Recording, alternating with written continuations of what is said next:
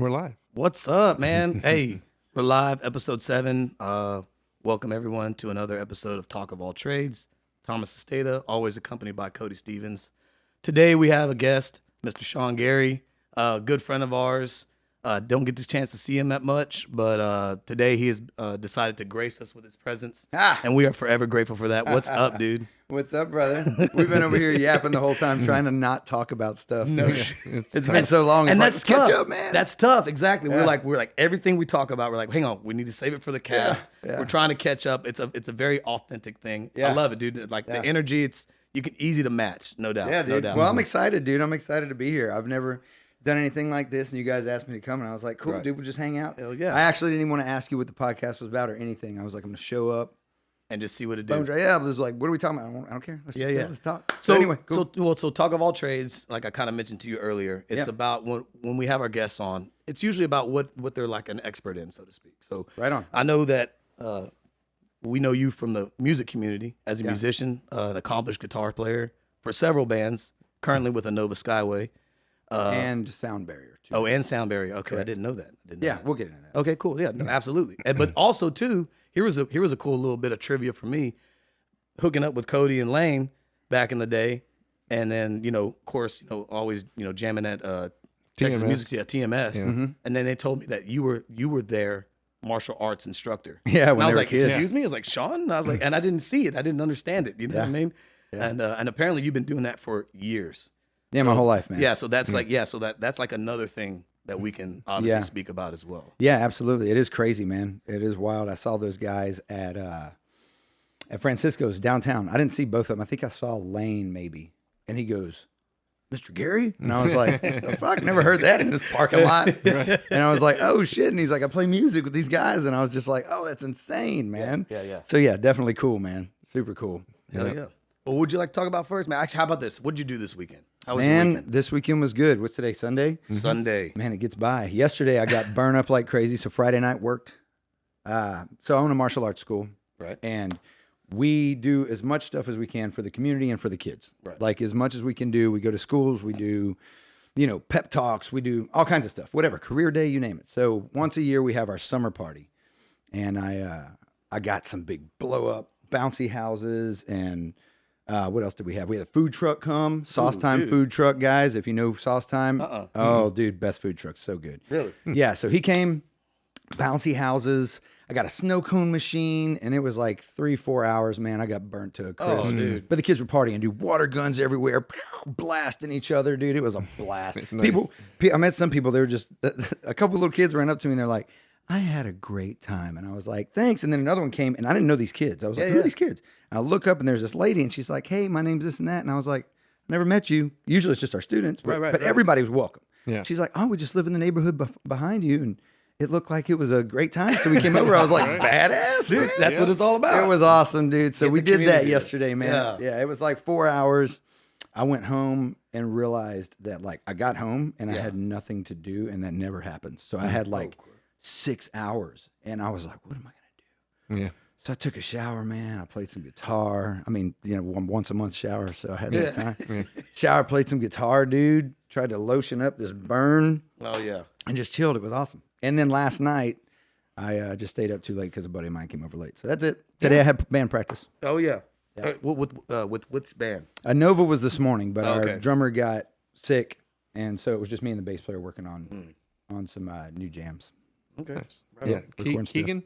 No, wait, no. No, that band is a guy named Corey. Corey. Miles. Yeah, he's great. He's a great bass player, man, and he's got a lot of. He's really good at recording, man. Like he's really good at running the software, Right. and I'm not great. So he's pretty quick on it. Boom, boom. We go lay down stuff. But then Keegan is a bass player for our other band, Sound Barrier, which Right. is two of the guys from my old band, from Oceans. Oceans. Yeah. Yeah.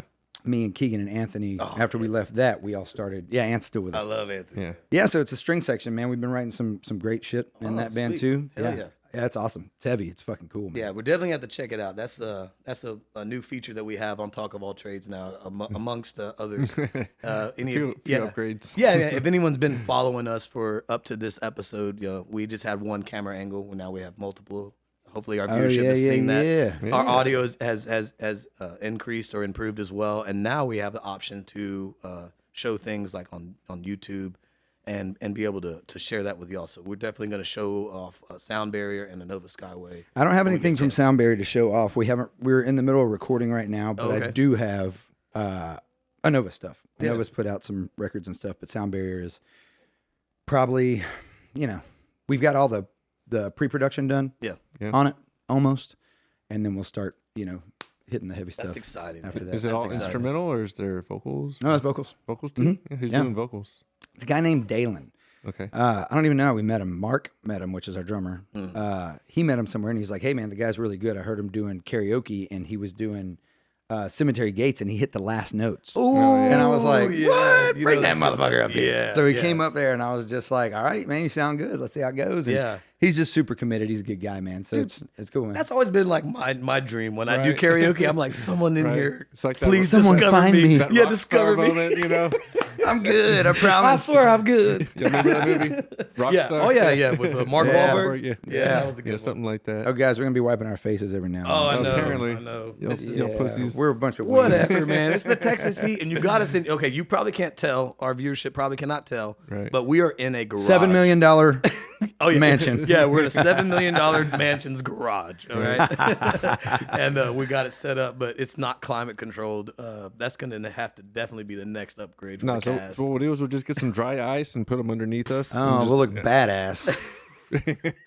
Yeah, man. I've got one of those portable ACs, but it's too loud. I'd totally give it to you. Oh, Yeah, I yeah, know. no, that's Yeah, just we've it. Like been with, thinking about it. Exactly. We were thinking ACs, fans. Unfortunately, they'll just be that hum. Yeah, yeah. But we're gonna figure it out, man. We're gonna move. It's to all right. climate It's cool. This control. place is badass. Yeah, it's grassroots, man. So That's we're- it, And you baby. know what? If you're from the South, you're used to this shit. You always got a fucking sweat rag with you. At least you should. Yeah, we just You know live what in I it. mean? We just live in it. Just live in it. That's it, we just man. have to take our clothes off and do it, Oh, good lord. Call me for that do what we episode. got to do. I know, right? Sean, let me ask you something, man. So when I first met you at TMS, you were with Lao Tzu.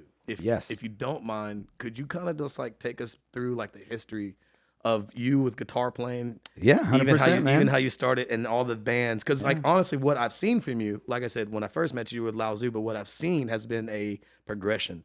I Yeah. mean, with Lao Tzu, Oceans, Nova Skyway, like you've definitely done things that I kind of wish we could have done. Like you toured Europe before and things like that. So if you don't mind, just kind of take us through the Yeah, history man. of, Yeah, yeah, of yeah. Sean Thank you, Gary, man. the musician. Yeah, absolutely. So I want to look at both you guys the whole Yeah, time. I'm just right. gonna look forward. Just make your eyes go in both Look at the directions.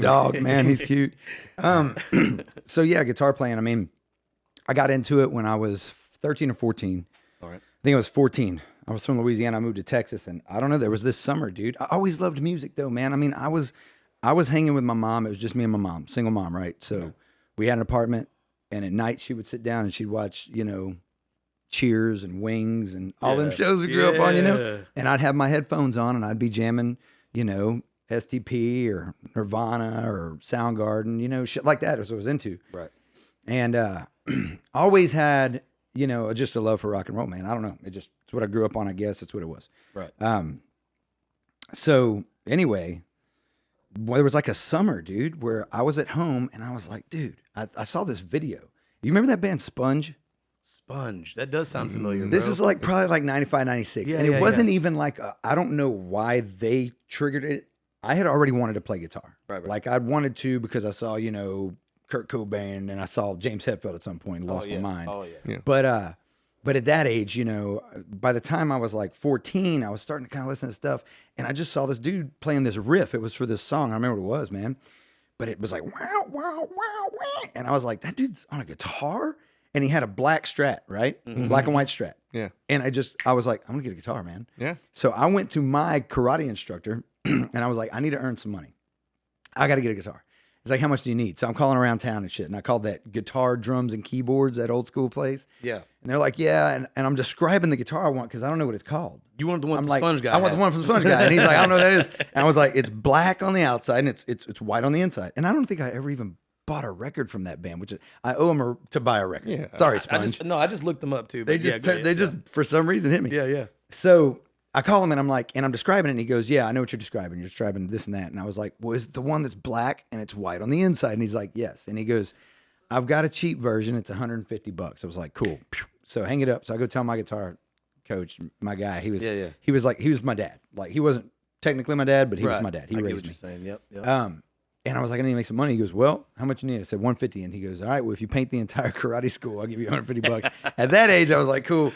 I did the shittiest job on that school. I thought I was doing good, but I was mowing through that bitch in a weekend. Yeah. So I painted that bitch, and come to find out later, he had to go like remove all the overspray and all that. Yeah. But either way, he gave me 150 I bucks. think you're 14 too. It's not like you're some professional painter, you know? No, he just told me just don't get it everywhere and keep your roller wet. And I was like, all right, cool. Yeah. So so I did the place, man, and then my aunt took me to the guitar shop. I bought it, man, and then went home. And this is crazy, it's hilarious because my two best friends at the time were a guy named Chris, which is still one of my best friends, and this dude Donald, right? Okay. And we were always hanging out. I get home, dude, with the guitar. Like I'm gonna go, like there's no YouTube then. Yeah. There's no way to fucking learn anything. Like I just had to like, how am I gonna figure it out? So I get in there and I get a phone call, man. And it's Chris. He calls me and he goes, hey dude. I was like, what's up? And he goes, we're gonna start a band. I said, all right, who? He goes, me, you, and Donald. And I was like, hell yeah. And he goes, you're gonna play drums. And I was like, yeah. He goes, you're gonna play drums. And I said, dude, I just bought a fucking guitar. And he goes, hold on. He goes, Donald, you're playing drums. Yes. Like, fuck Yes. So Donald's like, all right, cool, man. So I think we never had like one jam session. It was always just me and Chris playing, I don't think it was Donald. No So, one complete jam session. Yeah. So that was the start, man, to not go into the entire history of the world, but Yeah, started no. in other bands, man. Had a band in high school called Stygian Shore. Where'd you go to high school, by the way? Dobie. Oh, yes. Yeah. I was supposed to go to South Houston, but I had Yeah. some friends at Dobie. So it was back in the Yeah. day where you could just use your partner's address. You can still do that, by the way. But yeah, whatever. they catch you though now, fast food, man. Maybe they can. I don't know. Thomas doesn't do that. yeah, there are no, we ways. don't do So yeah, dude. So Dobie, hell Dobie, yeah. that was it, man. So the old Dobie, the OG. Yeah, I know. The OD. Yeah, we're class of 05. Oh man, I'm 99. 99. So anyway, dude, yeah, that was it, man. We started jamming. I had that band. I think we played our first show when I was in the 10th grade. We played at Fitzgerald's upstairs. Where I was gonna say Upstairs because downstairs was under construction. I was like, how Okay. did you get upstairs? We Right. booked this show, man. We got like this show. We were kids. Yeah. Our parents had to bring us. Yeah. And it was Yeah. upstairs with these bands, man. And I was like so nervous, dude. I'm sitting there playing. And I was like super still, right? Just like not even moving. And my karate instructor showed up to watch me because he's the shit. Yeah. And I get off the stage and I go out there and I said, how was it? And he goes, you did good, bud. And his friend was with him and he goes, yeah, man, like you need to move more or something. Like it's really boring to watch. The guy was like super straight up and I was like, fuck, okay, man. It's the criticism you need, though. That's Yeah, exactly That's the criticism you need. changed Exactly. my life. I from then on became the Move most around. active guy on stage. Oh, you're It was definitely like- active. You're yeah, active it was on the like, stage. yeah, Like, Oh, that you was wanna the see day. movement? I'll show you Yeah, I'll show you movement, movement, motherfucker. So yeah, man, and stop me if I talk too much about this. It's No, just, this it's the I thing. asked you. We Okay, want to know. all I right, want to cool, know. This cool, is cool. good. This, by the way, this is all new information to me. Yeah, I'm yeah, telling you, sure. like Yeah, I got Sean Gary Lao Tzu, Yeah. and Yeah, from right. then on, I don't Right. have any prehistory. Yeah, man, I got a cool, little bit cool. of Sean Gary, like USA Karate, and Yeah. then like Oh, fast yeah. forward, To Inner Fire. Yeah. Yeah, dude. So yeah, man, that was that. We played that show. And I just kept jamming, man. It was me, my buddy. He was my brother, man. That guy was like inseparable from me, Ronnie. I don't know if you guys remember Ronnie. Oh yeah, Ronnie Gates. So Ronnie, from when we met I was in 10th, he was in 9th, and we just locked up over guitar. Like Yeah. he was like, "You want to play guitar? I mean, you want to come and jam?" And we started learning Fade to Black from Metallica, and that was like, oh my god! And then we were inseparable. So we wrote songs, we played in bands forever, and then just started more bands, and then the Loud Suit thing started Yeah. later. That was like probably 99, 2000 Okay. that started. Jammed in that band for a long time, bunch of member changes, this and that, dude. Did the best we could with what we Right, had. right. A lot of fun. It was fucking awesome. Taught me a lot of shit. Oh yeah. And then that band around like 2010 or something, the drummer left. He was, having some shit. He was just like, "Hey, I'm out." I was like, "It's cool, man." So it wasn't like it's cool, man. I was very like heartbroken, Yeah. But everybody's got their reasons. Sure. So, so anyway, we were in this room, and then a good friend of mine was my old drummer from Oceans, was Dauber. So he was in another band, and so I called him up because we were sharing a jam room at the time. And I called him up and I said, "Hey, dude, you want to start?" I said, "You want to come drum for Lao Tzu? We got a show coming up." And he goes, "Fuck no." And I was like, "God damn." And he goes, "Let's just start a new fucking band. We've been talking about it forever." And I was like, "All right, cool." Oh, So yeah. he comes in. So me, Keegan, and Anthony just basically turn our equipment this way, Yeah. Yeah. and we got the other drummer. So it was perfect. So that's when we started writing the music and started pushing real hard, man. And then we put out a record that I loved. It was awesome, but it was all independent. And record labels were just like, you know, you already released. We don't know where to put you. You don't fit in any genre, and they just weren't doing anything with it. Right. So it took until our second album, our EP, where we finally got signed with Century Media. Nice. That's a pretty big. That's a big. It was name. huge. That's It was a, huge. That's a huge man. name. It was gigantic for us, man. It was really crazy. And we put out some records with Century Media, man, and then Ronnie had to bow out. Right. That's when we got Cammie. Right. Right. Cammie came on in. She, you know, crushed it. And from there on, you know, we put out some records. It was all awesome, man. We got to tour, like you said. We were going all over Europe, you know, 3-4 months out of the year, sometimes more. It was insane. Got to see everywhere, What dude. is that like? Dude, it was fucking amazing. Yeah. I totally feel like I'm talking too much. No, got me on a What ball, What are you baby. talking about? This is I haven't this thought is your about episode. This is Well, I haven't thought about this shit. I've never laid my life out in a timeline. Okay. Okay. You know what I okay. mean? Yeah, I've never right on. sat and Weird. gone, this is what happened. So Right. when I'm talking Yeah. about it, I'm like, This is me in a nutshell. yeah, it's wild, dude. Yeah. So yeah, dude, once we started touring, our first tour was with a band that you guys have to just get into. It's my favorite band. And they're some of my really close friends. Evergrey. I don't know if you listen to Evergrey. No, Anybody never out heard there? of them. Oh my I've God. never even heard of That- Evergrey. Yeah, that's one of the great tragedies of the world is that people don't know who Evergrey is. Like, I'm just like, Is it one word, 2 words? One word. And is there an E or A for gray? E. E. Evergrey. Evergrey. Yes. I'll hook you up after the show. I'll show you the records. We can pull them up Yeah, on we can YouTube li- later. literally you know? pull 'em up Oh, later. dude, they're We'll- amazing. we'll check Actually, 'em out. we could check one out later. It's my favorite song ever written. Yeah. Okay. I'll show you guys. Anyway, those guys, fucking amazing. We do our first tour with them, and I'm Yeah. like, awesome. We become really good friends. Come back, and then we just start hitting tours after tour. It took off, man. You know. Yeah. So we were on the road, man. We would go boom, boom, boom. In the middle of all that, my daughter's born, which was just fucking amazing. Yes. And then Holly, her mom, my wife, she was like, she was so gangsta about it. I told her, I said, She held it down. dude, I told her before I even signed the contract. Yeah. I said, look, I'm going to sign this contract, but I'm a little bit nervous about going on. We're going to have to tour and all this. And I was like, you know, I got like to be able to pay for stuff. Like, you know, I got a job, like this and that. And she goes, babe, stop. And I was like, what? She goes, what are you doing? She's like, if you don't sign this, what have you been doing for the past 15 years? And I was like, How amazing. she goes, we'll figure it out. And I was like, oh, fuck yeah. So I went there and I signed it, felt better, you know. So then, you know, we were on the road for a while. Baby girl was born, all that stuff. Man, went out there, toured all over fucking Europe. It was amazing. Every night waking up, every morning waking up in a new country. Right. Right, yeah. Right? They're like states. New right country. next Yeah, to like each this other. is right there, dude. Met amazing bands. Oh, Oh yeah. I was like, Yeah. what was that? met some amazing bands, got to become friends with people that, you know, I never would have imagined I'd even met. And I'm Right. close friends, like hanging out, like boom, still hitting each other up, you know, going to their shows when they come into town, you know? Yeah. It's just, it's Hey, really bad. Real quick, and when they Yes. come into town, you tell them you're going to go see their show.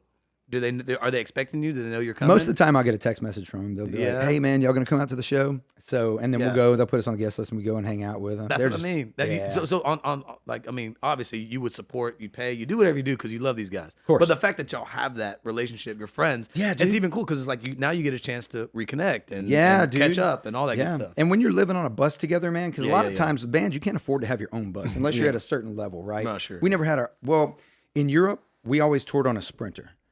So the damn. first tour we The toured on like a smaller van. bus. Yeah. The first tour we were on a 15-passenger van that we threw down and bought, and this bitch was a hoopty. Oh, That motherfucker, man, you would drive it, and if you just let go of the wheel a little bit, it was like a sail, dude. That band, so like Oh. only 2 people in the band could drive it, and I wasn't one of them. Yeah. I was driving, I was like, nope, I'm sounds gonna like the kill tie it. rod is out or something. Dude, the thing, we took it, we did everything with that thing. Yeah, yeah, Finally, we yeah. sold that bitch. But out there, we had an awesome driver who was a Czech guy, Oh, right. who was he used to play soccer or hockey. He was a hockey player. That's what it was, dude. And this probably guy was, Brute. he was amazing. This guy was so dry, Yeah, yeah. so just like, hello. And dude, I fucking loved him. Zdenek, I love you. You're at wherever the fuck you are. yeah. But he drove for multiple of our tours. We'd always get him. And so we'd get a Sprinter, boom, boom, hit all that. The last long tour we did was with Enslaved and Nea Bliviscaris. Yeah. That was the European one. That was a few months. Right. And that's when we had a bus. No, that was a Sprinter. I'm sorry. We didn't get a bus till we came back to the U.S. Okay. U.S., we got a bus. But you had to share it with other bands. Share it with other bands. That's what I was getting at. Yeah, so, yeah. you know, you're waking up, dude. You're sharing groceries. You got Walmart Day. Everybody knows Walmart Day. Like, boom. It's like, hey, the schedule's up. And it's like, this day, we're going to Walmart. So get ready. Whatever Yeah. you need. So we wake up. Everybody's about to be up at 6 and be back on the bus by 8. Like, Yeah. don't be late. So everybody gets out. Tour managers are spraying their heads off with water and the hose, and we're going in, get everything you need, man. Bring it in and put it in your little section, you know? Yeah. And that's it, man. That's all you know? get. That's all you get, man. It's And like you get- commissary. yeah, or you get it, well, you eat all that's it. It's commissary, man. But you eat at the venues, man. The venues usually feed you and shit like that. Yeah. So yeah, dude, we just loaded up. We'd have all our friends. I mean, it was awesome. So we got an amazing experience out of all that, dude. Good. And could you write on the bus? I've always heard that was a thing. When you're on tour, you can write. and A lot stuff of like bands that. do. A lot of bands do. The bands we were, yes, if you're a hard worker, we worked hard, but Sure. we didn't write on the bus. Okay. Nebula Piscaris, they were always writing. Okay. Kudos to those guys. Yeah. They'd have their computers out when we'd be in a venue, and they'd be out just like working on guitar shit, whatever. When we toured with Insomnium, their guitar player, Nick Cordell, who's an amazing guitar player, he was always writing on his own record, trying to get shit down. So yeah, absolutely. People do. We never really did. Right. We'd get up, see the city a little bit, Sure. set up, play, do the whole thing afterwards, get on the bus. And that's the life. Yeah, the road, man. sightsee a little bit, take it all in, Mm-hmm. Yeah. I mean, me and Keegan got crazy because we were like trying to stay in shape. Oh yeah. So me and that dude would roll up. We'd roll up with the yoga mats and go do yoga in the park in these cities. Oh, dude, straight up. Or I'd knock on the venue. Can we get in early so we can work out in here? They said no. It was in the parking lot. Yeah. Hot concrete, man. Just getting after Good it. Lord. Well, at least I had your yoga mat. You gotta bring weights or anything too? I wanted to so bad. In the U.S., I wanted to bring a kettlebell, and the guy was like, "No, because it's gonna fucking Wait. Yeah. You're driving. You can't have that shit just flying around on the yeah. bus, dude. Knocking people out. Yeah. Knocking people out with the kettlebell, yeah, man. man. Shit. Yeah. So that was super cool, man. Super awesome journey. I'm insanely grateful for it. Just had great musicians around me. Yeah, no doubt. What was your reception in Europe? I mean, check it out. So like, local band, right? We go play a show, Houston. Most people know us. Actually, maybe not. But either way, your people that come, your fans / friends. You know what I'm saying? Right. You're in Europe. I'm Completely different. Yeah, you don't know any of these people. Completely you know what I'm different, saying? dude. So, Yeah. but what was y'all's reception? Did they dig y'all's sound? Did they like what they were hearing? Yeah, it was- Did y'all make some new fans? Stuff like that. Yes. 100%, man. It Yeah. was, I love the States. I love our people. I'm grateful for everybody who always comes out. Right. 100%, man. But in Europe, I won't say but excludes everything before it, right? And in Europe, And in Europe.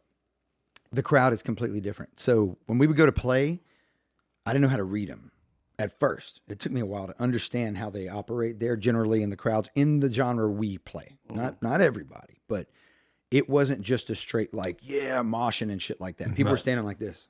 More stoic. And I remember sitting there playing and just being like, man, what the fuck, right? Tripped out. Yeah. But then between songs, just boom, and you're like, oh, they don't think we suck. Yeah. Okay. And I find that some of the people who appreciate it the most, it felt like anyway, was there. We had that kind of sound that appealed to them. Yeah. A lot of people, and there was I'll share real quick this thing because it was one of those moments where I was like, okay, I've done this musical journey. This is one of the most touching moments I've had in playing music. And there was this guy that came in, and I'm going to get this wrong, man. So don't remember where he was from, so forgive me. He was either from Iran or I'm not sure where he was at. He was in the Middle East, right? Mm-hmm. But they had, apparently wherever he was, according to him, there was like I guess you couldn't listen to certain types of music, like metal or whatever it was. There was some kind of thing. From what I can understand, there was broken English there a little bit, right? So, Right. But I mean, he spoke pretty well, and he told me we were in Canada at this time, by the way. Oh. So this wasn't Europe, my bad. But Okay. this was in Canada. Sure. But the guy comes up, and it's him and his cousin, and he goes, me and Keegan are sitting at the merch booth hanging out. Insomnium's playing. He comes up and he goes, hey, excuse me, and he shakes my hand, and he goes, I just want to tell you, I've heard your band. He goes, I don't know your face. I don't know your names, because in my country, I got a burned CD of Oceans of Slumber. A burned, because they had to share them between friends. From what I understand from him, That's how that went down. they had to, yes. It was like contraband. They pirated. It's exactly what it was. Yeah. Yeah, you couldn't get it. I'm not sure how it worked, man. Yeah. I'm ignorant of it, but I know that was what he was describing to me. Yeah. And I was like, damn, dude. Well, his cousin didn't really speak any English. He was kind of standing there. Or maybe he did and he just didn't talk. Yeah. So he starts telling me, he's like, I don't know you. And he told me this thing. He said, I don't know your name. I don't know your face. I don't know your story, nothing. But I know your music. Yeah. And your music has touched me. It's saved me. It's helped me through times. Come on. And he's got like, he's kind of watering up at his eyes, Come dude. on. And I start watering up, and he's like, I left there. He said something to the extent, y'all are one of the bands that inspired me to leave there, come here to Canada and start my band. Dude. And his cousin, and he goes, and my cousin doesn't speak much, but the same for him, and his cousin's like this. And I'm just sitting there and I'm tearing up, dude, and this guy, and I was just like, dude, I gave him a big hug. I was Yeah. like, that whole thing, like, I'd never seen you until tonight. Yeah. He's not the guy watching the YouTube videos. He doesn't have the fucking this and that, right? yeah. He doesn't have the internet doing that. He's never seen us. He came to Canada, saw we were playing, went to see this band, and I was just like, dude. See, but that his was story magic. said he came to Canada because he was inspired by your record to begin with, your music. Yeah, and he's multiple like, others, I'm "Oh, sure. I'm sure. But- Yeah. But you were one of them. Yes. And he said, yeah, the hell with it. I'm going to Canada. Bang, finds out that you're playing in Canada. Right. How awesome is that, However dude? long that time However took long place, that time's you know, been. but- Canada's and then big. he- I mean, It's giant. Just- He just probably kind of- drove a yeah, I ways. was yeah, gonna who say. knows, man? Yeah. There's a lot of open space, man. That's intense. And you know what else I find pretty cool about that too is that like the fact that the music touched him. The sound of the music. I mean, it'd be cool to ask him what it was that really captured him. Like Oceans of Slumber has a great sound. I've always loved the sound of the music as well. Yeah. But the lyrics are in English. You know what I'm saying? And I wonder if maybe the lyrics touched him too. And I'm sure. if it did, well, that's cool. It definitely You know, was. just- Most people out there are speaking fluent English. Sure. That I would run into. Yeah. You know, absolutely. So that was super cool, man. For That sure. is cool. That is awesome, man. That you're able to find that connection, you know, lyrically as well. You know, Yeah. not just with, but it's a well known fact that the Europeans love metal music. They do. They are freaking Yeah. way better than, or I guess Oh, they're way crazy. more than we do. It's That's like for sure. they love music in general. I think like EDM is a big, is a big music scene over Their there. festivals are intense. I think Yeah. their festivals maybe even put our festivals Oh, to yeah. shame a little bit. You know what I'm saying? For sure. Festivals are pretty nuts out there. We've played a couple out there, man. We played Damnation Fest, and it was like fucking just boom, dude. Like It's a the multi-day. Is it a people- multi-day? I don't remember if Damnation was because we only played one day. So Oh, sure. we were probably coming through, played the one fest, day and then for went y'all. somewhere else. Yeah, I don't yeah, remember, yeah. man. But that was. But there was a lot of people. Oh, dude, I got to meet so many people. I got to have dinner with some people that I'd never even imagined. It was wild. Dude. Yeah. That was badass. That was a huge crowd. It was funny though because I was on stage and my guitar. We used to do a song where I would jump on Dauber's drum kit and he would jump on my guitar. No, he would jump on the piano. To go play something for an intro. And we were in the middle of Damnation, dude. And I take my guitar and I set it down and I always just like lay it on the floor like crazy. But I laid it and there's a volume pedal on my pedal, right? Well, I used that to turn it down. Well, the guitar was like laying on it. I guess I just ran over there. And the stage was shaking because I'm doing this drum thing and it slowly starts to push the volume up. So just feedback. And I'm just like, what is that? Did it work? Oh, dude, it was so loud. No, it didn't work. It was terrible. It was terrible. I bet you that sound dude was like, What is this? Finally, Keegan ran over there and like stepped on the pedal and held Oh, it down, God, man, yeah, because he yeah. caught what was going on. Yeah. Yeah, it was wild. But that was that was that band, dude, and everything was awesome. We anyway, eventually it got to a point where, this whole time since I was a kid, Yeah. there was the other half of my life, which my life is kind of to this point, other than my daughter and family and friends, of course, Right. has been music and martial arts. So I started, karate when I was like 6. Did it forever. And, I even, once I got, better and better through high school, I started teaching the little kids, Right. assisting, and doing all that. So I did that forever, man. And At USA Karate. I did. That was back in the 90s. Where was USA Karate at? That was on still. Scar. It still is. There is still, they have 2 schools, good schools. We were in a little strip center, man, right over there in the corner. And one night I was just coming home. Me and my mom had moved to Texas. And she's like, I was trying to find a karate school. I'd gone to a couple. It wasn't really my thing. We're going home, and we lived off Scarsdale. Yeah. Sorry. Oh, you're good. Skip burps. so I'm going to go home, right? And I see this fucking sign like those ones with the arrow, and it says karate opening soon. And I was like, Mom, yo, look. She pulls a fucking hard right because my mom's a gangster, dude. My mom fucking loves martial arts. We grew up watching Die Hard and fucking Chuck Norris? dude everything. Yeah. Bruce Lee? Oh yeah, 100%. She fucking loved it. She loved it, dude. Yeah. Van Damme. That was my shit. That was my shit. boy. Let's go. That's it. Street Fighter. That's it, man. Oh, the worst of them. The worst of them, but it's still. All right, It's still Van Damme. My bad, my So bad. Go anyway, ahead. she pulled. No, we'll go down that hole. I'm down there. So she pulls in, dude, and I look in the door and it's locked, and I see my future instructor right there. I didn't know, boom. He like gets up and he comes open the door, and we sit down and talk forever. You're And he had, 6. You're 6. no, at this time Oh, I had okay. started in Louisiana. Oh, okay. Sorry. So this time I was like 9 when I moved to Texas Okay. for the first time. So then we go over there. Anyway, he was fucking awesome. And I believe he told me like I was his first student to walk in the door. What? So yeah, I think he had a couple people that he had trained before somewhere else that were coming as well. And then he had his nieces. And then it was me. And then you. Yeah. And so, but he was about to start classes. So I go in there and he was so awesome, man, that we just hit it off. And this dude was so badass. His name was Mike Tucker, man. And this, I remember Mike. remember him? I remember Mike. Greatest. Yep. I'm so fortunate to have had that human being in my life. Like that man, even my grandpa years ago looked at me and he goes, Sean, I want you to remember when I got my 5th degree black belt, he goes, Yeah. realize that man has done more for you than anybody has ever done for you. Just remember. And I'm like, I know. My mom has done a lot, of course. Yeah. It's a different thing. But as the man, he As said the that man, that yes. man has. And so, yes, absolutely. And so, anyway, where was that? I start training with him. Yeah. And he was just amazing. He hit it off, and that's where I was going. I didn't have a place to go after school because my mom was working. It was just me and her. And we didn't live far from the karate school, but she was like, what are you going to do? We're like, we're going to figure something out. And so Mr. T, I still call him Mr. T, man, Mr. Tucker. I don't ever call him Mike. So he goes, Mr. T's like, he's like, well, just have him ride his bike up here and he can do his homework and he can train. And my mom's like, my mom already couldn't afford classes. At the time, I didn't even know she wasn't paying because she couldn't afford it. And it was like $50 a month, right? It's back 90, I think 1990. So anyway, he just like didn't make her pay. He let me just come there every day. He'd make me do my homework, make sure I call my mom, let her know I'm safe. If I didn't, that fool would come in there and hit me with some newspaper. Yeah. Straight up, I'd hear the newspaper crumbling. I'd be like, oh shit, and I grab the phone, start calling. So he'd come in, smack me around stuff, but he'd make sure I got my homework done, and then he put me training, man. And I grew up there. Like, that's what I did. There wasn't any kind of after-school program, none of that shit. It was just, that was it. My mom get off of work whenever she could, and she'd come and grab me. And so that's where I grew up, right, doing that.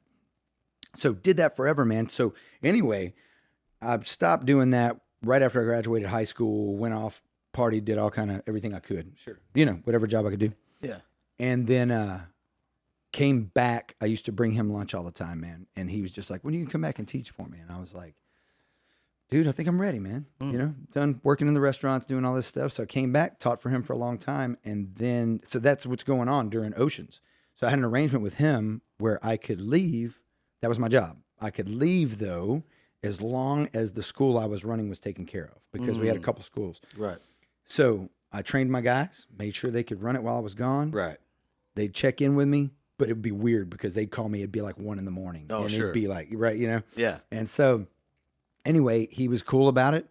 We made it happen. And that's why I toured and everything. And then he ended up dying about, I guess it's been about 5 years, 6 years. I don't know. I'm terrible with time. Right. But he ends up dying, and I was just like, man, okay. And there was a decision to make on the road. I was doing all this stuff, and it was just, I wanted to be home with my daughter. I wanted to lay down a solid foundation for my life, and I knew that I wanted to do something I loved to do, which was martial arts. And it was either start my thing or be stuck. Not, you know what I mean? Just be stagnant. I mean, with the music. With the martial arts. Oh, with the martial arts school. Yeah. Oh, I see what you're saying. Because I was playing music and I was teaching, and I was like, well, my guy has died. Right. I want to do my thing. So I told the guys in the band, I was like, I want to open a school, Yeah. and it might take me a year to get it on there. So for that year of touring, we'll need to hire a replacement. I'll pay for it. We'll figure it out. Yeah. And it met with a lot of resistance. And in the end, it was right. I needed to be focused on the school. I think that's a tough decision if you think about it, right? Because you're doing what's best for you. What you see is your path that you have to take. But you doing that is going to impact 4 other individuals and their livelihood, so to speak, right? Right. And so I see why you're saying, hey, we'll find a replacement. I'll pay for it, or we'll do what we need to do. But the fact that you're willing to do that tells me how important it was for you to start your own martial arts school. Yeah. It's almost like you needed to give back, it seems like. What Mike Tucker did for you sounds like you felt compelled that I need to do the same thing. Yeah, man. I think at that time, everything was very unclear to me. Everything was super unclear. was in this world of traveling. And when you go out on tour for that long, you come back and like the world isn't for me, maybe not for everybody. Yeah. But in my experience, I would be gone for so long that became normal. And when like the world didn't exist, the home world didn't exist. I mean, it did, but it was so foreign. So far away. It wasn't visceral. Yeah. You know, it was like FaceTimes but the rest of your day is this thing you're doing. Yeah. And then, you know, getting back home and stuff. And I don't know. I felt I was scared shitless to quit the band. I was scared shitless to quit my job. I was scared shitless to go into debt. I was fucking terrified. Like I was like, oh my God. I think that I hardly remember that year in my life because I was so like cortisoled out. Like, oh my God, everything's going to fail. It'll just crumble around you. Yeah, but I started shooting out little lines, man. I was on tour one time. I was on tour in New York. Or maybe we were just playing a show out there. And I'm talking to our drum tech. And he's a great guy, Eric Lawless, if you're out there. Oh, Eric Lawless. You know Eric? Yeah, so man. you want to talk about a gangster real estate agent for commercial? No, dude. Michelle knows Eric Lawless from like way back when. Man, they're like real tight. There's a strange family connection between her and Eric Lawless. Yeah. His stepdad, I forget his name. God bless. Is related to Michelle? Well, played in one of the bands that Michelle's stepdad played in, right? And so she knew his stepsister, which I think she's all grown up now and got a kid and everything. Yeah. But yeah. So, anyways, my bad. I didn't mean to cut you off. No, please do. That's no. awesome, But we know Eric Lawless. Shouts out to Eric Lawless. No doubt. No, dude, that breaks up the monotony of my voice. It's good for you're me. good. You're good for me. I'm just saying we know who he is. You had mentioned your drum tech, Eric Lawless. You hooked up with him. Yeah. Or what? Yeah, so he was doing drum work for us, like teching and doing all that. He'd come with us on occasion, and we went to eat at this overpriced fucking Italian place. Yeah. And he was talking about getting real estate. I said, dude, well, I think when I get back, I want to look into opening a school. Maybe you could take a look at a place for me. Yeah. I was just kind of throwing it out there. Like there were these little pieces of me just slipping out the crack, but not really fully committed. You know? Yeah. We get home, and like 3 days later, Eric's like, hey, man, I found this place. So he tells me about the place, and I'm like, well... So I start like challenging. I'm like, okay, well, how much do they want? Yeah. And so he goes in. He's like, they're being really like negotiating. Like they're being very flexible. Like I can get you this and that, so this and this. And I was like, well, will they do this? And he'd throw it in. And he'd come back. Yeah, they're cool with that. And I'd be like, well, will they do this? Boom. And so it came to the point where the deal was so good. I was like, okay, look, everything's lining up. I got to figure out how to get some money together. Like, how am I going to do this? I go to the banks, dude. I put together my little business plan. Like Holly helped me. It was beautiful. It was like this thing. I go to these banks. I never open that bitch once. Like I get up there, try to get an appointment. They'd be like, well, do you have oh, look, I have this paperwork, sir. Yeah. Are you going to give me money? Yeah. Please give me money. Please give me money. I've made beautiful PDF. No. Have a PowerPoint presentation. Yes. Like, just wait. It's all here. I promise it's going to work. Yeah. Oh my God, you're going to be rich too. No, Yeah, didn't right. work.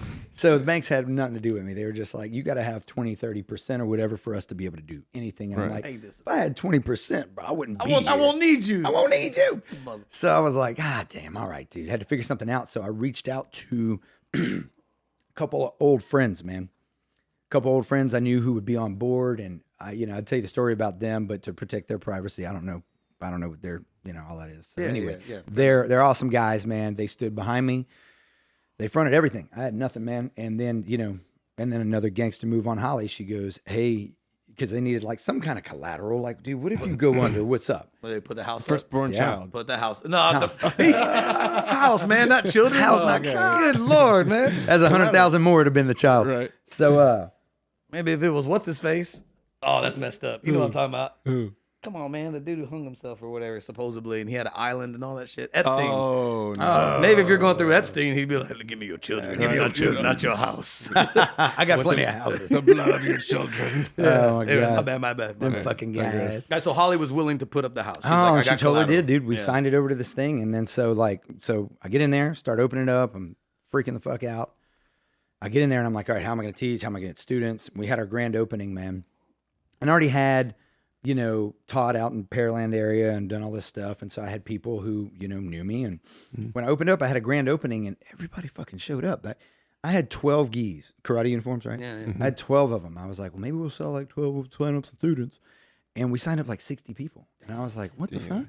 So we had this big party, but all of these people came out to help. Man, my good buddy Dwayne, he comes out and brings, barbecue, this and that. One of my old black belts, Glenn, who I love so much, he comes in and he gets my wall pads because I couldn't afford them. He He gets my vans tagged up with the, with the decals With the and decal. shit, man. All this stuff, just helping, dude. Just people just helping. And I'm like, you guys are fucking amazing. So we start classes and everything, and then I get to the point where I'm like, man, I'm gonna need, I'll figure it out. I'll keep going. Yeah. And turns out a couple of the guys that, I got help from a couple of my students that I used to have that taught with me. They had got fired from their jobs. And anyway, they had to leave their jobs. Yeah. And they were like, hey man, we want to go teach with you. And I was like, come on. Come on. One of them, I said, I can't afford to pay you. And he goes, okay, well, I'm just going to take like a 2-week vacation then, and then I'm going to come. And I was like, I get it, or a month, whatever it was. Yeah. The other one was like, I don't give a shit. You ain't got to pay me. I just want to be there. Man. Let's go. And I was like, so this fool comes in and works for a month for free. For free. I'm working for free. I ain't got shit. Yeah. Everybody's There's working no for free. money. Everybody's working for free, man. I'm trying to pay the bills, this and that, right? Right. And so anyway, ended up getting my guys, man. Students start rolling in. We start, Start turning a profit. getting there. We start to not well, yes, I guess so, but I had all this debt to pay. Right? Oh, okay, So it is a profit, I guess, but it's going to paying off all that. So, Yeah, right. so we're still living on ramen, And dude, so yeah, we get all that out. We're going, and then like 6 or 8 months later, COVID hits. And No. it's a martial arts school, dude. No. Yeah, full contact. And the house that Holly and Mazzy live in is on the line. And I was like, dude, all this hit me, and I was like, I didn't what even am- realize that, man. Fuck, dude. COVID. And hey, Okay, you know what? okay. I'm with you. Yeah. And to everybody out there, everybody was affected by it. Yeah, absolutely. No difference on my part. Everybody had their story, but this Sure. is my This experience. is your of it. experience. Yeah, go. And it was, nuts, Yeah. man. And so I'm like trying to figure it out. They're like shutting us down, but they're not shutting us down because I got licensed by the state to be a licensed child care center so that I could pick kids up from school and teach them martial arts after. Right. So since I had that license, I could take care of kids that were essential workers kids.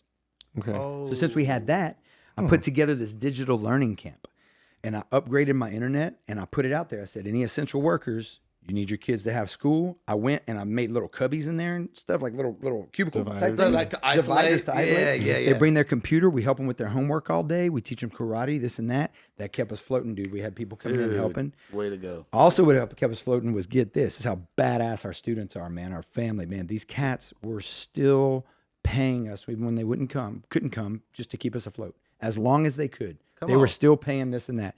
It was crazy. So they wouldn't even show up, but they'd still pay. At the time, we were trying to figure out what we were going to do, but they were still Yeah. paying. So some of these people, I had their kids in the after school program. They were paying me a good amount of money a month just to help us, just to make sure we were okay. And That's they're- how fucking solid these people And their are, kids man. weren't even in Their that. kids weren't even there.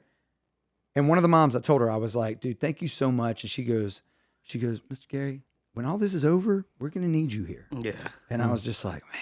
that's true. So it was beautiful, man. So then we started doing like YouTube videos, and I was like, all right, we're going to make YouTube videos for every class, and we're going to send them out. yeah. And so we'd send the links, and the kids were doing whatever. And then somebody kept telling me about Zoom, and I was like, we got to figure that out. Yeah. So then we started Zoom classing it, right? All that shit. And dude, let me tell you that, dude. You're sitting there and you're teaching classes. You got to chop classes down pretty short because it's like exhausting. Yeah. And when you're looking at a screen full of students, and there's a 7-year-old, and he's like jumping on his bed, wrestling with his dog while you're trying to teach him, and you're like, Johnny, get off the bed. Dude, yes. Yeah. All the time. It was hilarious. Because even when they're there physically, you got to get them kids in line. gotta get on them Yeah, physically. you got to. You sound like probably a junior high school principal. You Oh know my what I'm saying? God, For them dude. kids. Oh my God. Johnny, what I tell you about? What I tell you about? Get off that damn bed, boy. And then while you're fussing Johnny, all 20 other kids are like waiting, you know what I mean? Or you got like the kid that's like just totally watching TV. Yeah. And you're like, dude, get out. What are you man. even doing here? And then you like got the super committed parents where you see their arm enter the video every now and then Yeah, and yeah. like, get you know what I mean? Or they'll go turn their legs and stuff. I'm like, thanks, man, thanks. yeah. But then they let us open like halfway, Yeah. right? So then we would have class half day. So you would come to class instead of multiple times a week. One time you'd do in person, and one time you would do on Zoom, so that we could do the 6 foot apart spacing thing, right? Right. So we're doing that. We're rocking that stuff, dude. And then finally, we came out of it, dude. We survived it because we worked our asses off. Our people supported us like doubt. insanely, No doubt.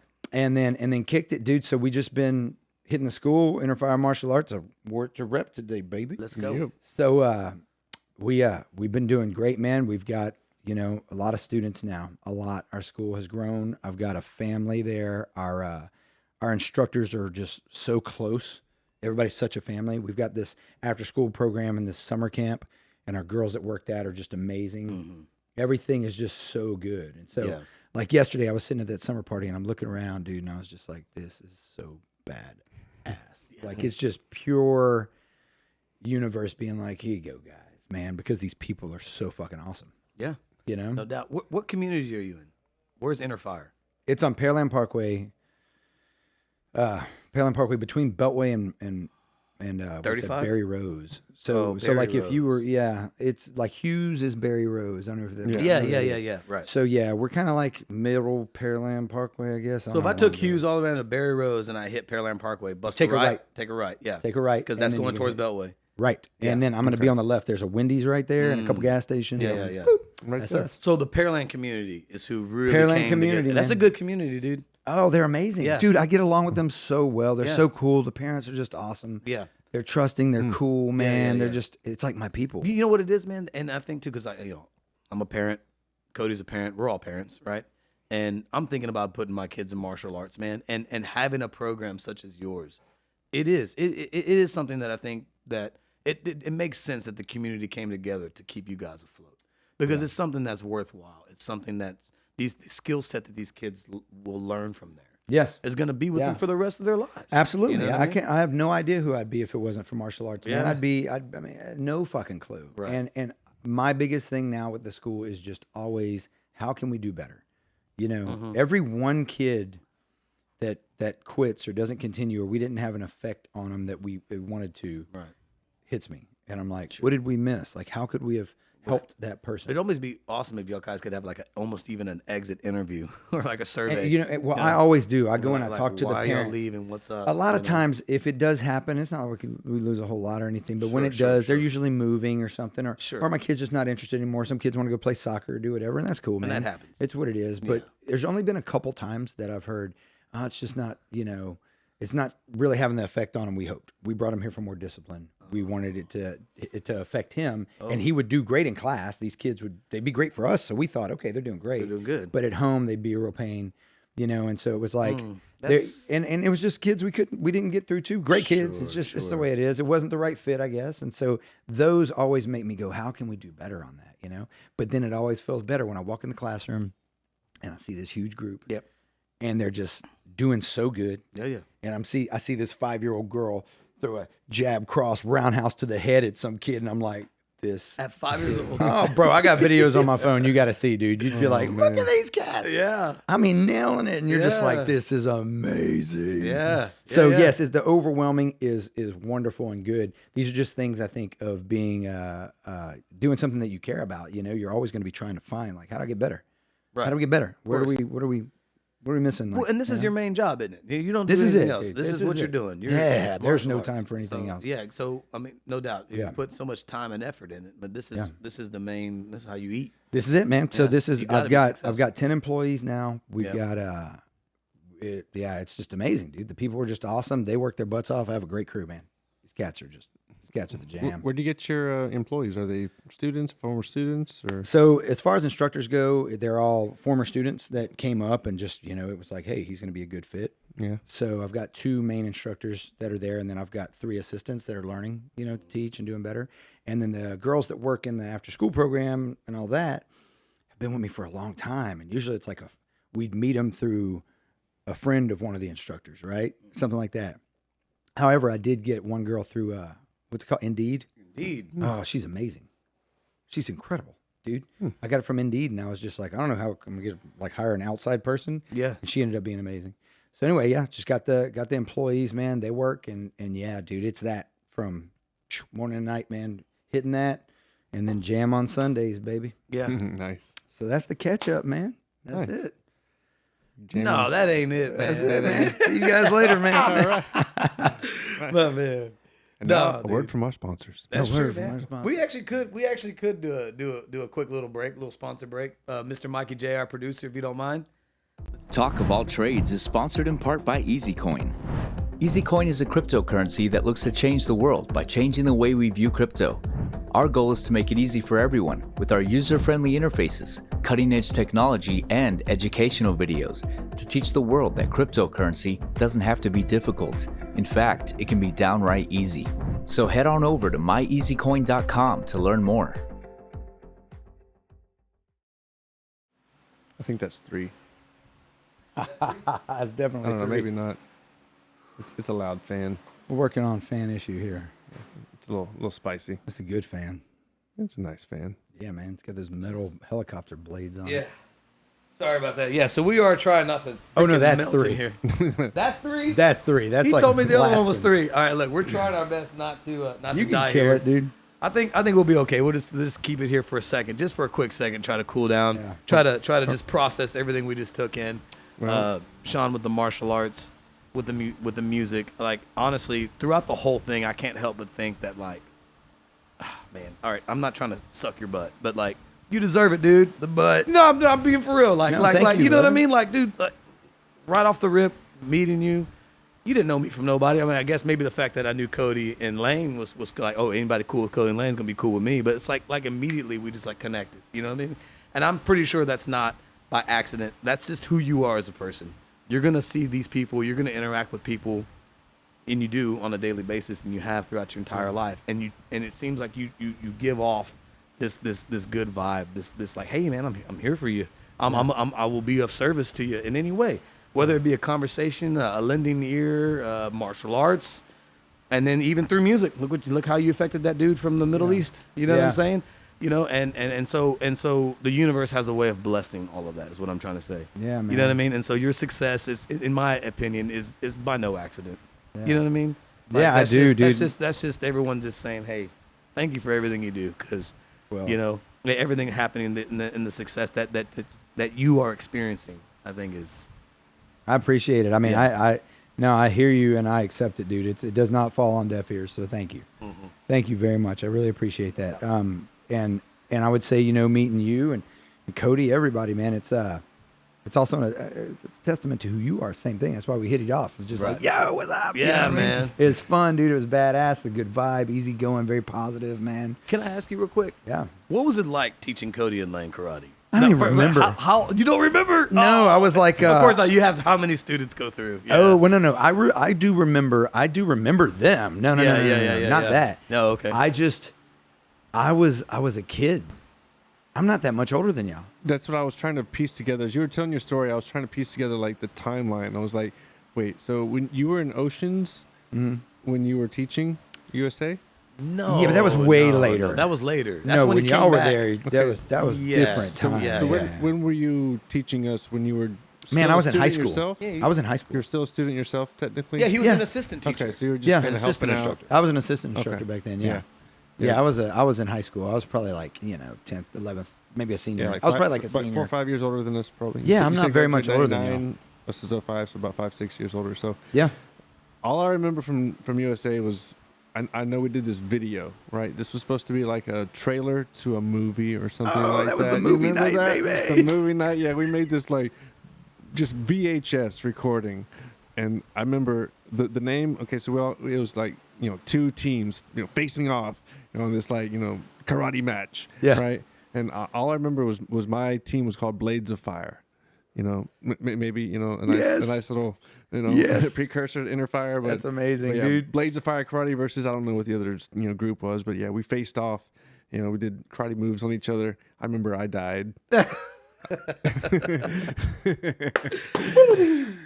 Oh, dude, yes. And that was it. I still have the VHS somewhere in my garage. I'm pretty sure. Oh, hell yes. Yeah, bro, We've got to find a way to find it. Yes. Thomas, you lose your shit. These are amazing. Oh, I believe it. We used to make the little remember you'd make the poster with your team Yeah. name or whatever, Yeah. and then You would he'd hold it like up do to a the camera? No, we'd hang it on a little pole, and he'd get the camera and he'd Yeah. like shoot it Zoom and it. turn it off. Oh. Because it was the old school fucking. Yes, of course. And it was all there was no editing, man. It Yeah. was like straight The up. editing It was on the fly. You got what you got. Yes. Oh yes, Yeah. dude. Yeah, Blades of Fire logo was like a saw blade, like Yeah. a circular blade With fire? With fire. Oh, of course. They can't leave the fire out, Blades dude. of Fire. Dude, awesome. Did you ever do karate with Lane at the same time, or you're Yeah. at separate times? Yeah, I'm pretty sure. I don't know if we fought each other, like faced each other or anything like that. But Dude, Lane was actually pretty tough. Let me tell you how I realized Lane, because we When you got first off, when we met junior year high school or whatever, and we would tussle around and things like that, of course, because you're a young Yeah. macho bravado. Yeah, let's go. Yeah, let's get it. Yeah. And fucking Lane fucking like hip flipped me or did some shit, and I was like, "What the fuck was that?" I was like, "Who the hell?" Right? Thanks He to this just man. the motherfucker Hell just yeah. Steven Seagal'd my ass. I was like, "No, he didn't." And I thought I was some badass because I was in boxing. That was the only martial arts I did, I guess. Yeah. It was just classic boxing. Hell yeah. So I'm like, I got my handwork going, and that motherfucker just hip flipped my ass. And hey, when you're on the ground as a boxer, there ain't shit you can do. Yeah. You better, just, you know what I'm saying? Yeah. Just cover up, or I don't know. So Good for yeah, Lane. yeah, That's good for Lane. badass. He got my ass. I whoop his ass now though. Right. I want him to know that. Yeah, he ain't doing that no He's more. listening. He's got a broke back, so Nah, it's no, all- I'm just Even messing. easier. I know. Even better. Let's go. Let's go. Make all the excuses you I want. want my revenge, Lane. I'm coming for you. Lane usually actually chimes in on these streams that we do. Oh, does he? chats. Yeah. Sometimes I don't know if he's here now. No. Do we Shout out to Lane if he goes back and Oh, watches it, yeah. man. He's Yeah. such a good guy, man. Oh, he will. I love him, Yeah, man. he supports, man. That's our brother, man. Always, Y'all know man. That. Y'all Yeah. know that. That's for sure. Never really tussled with you, Cody.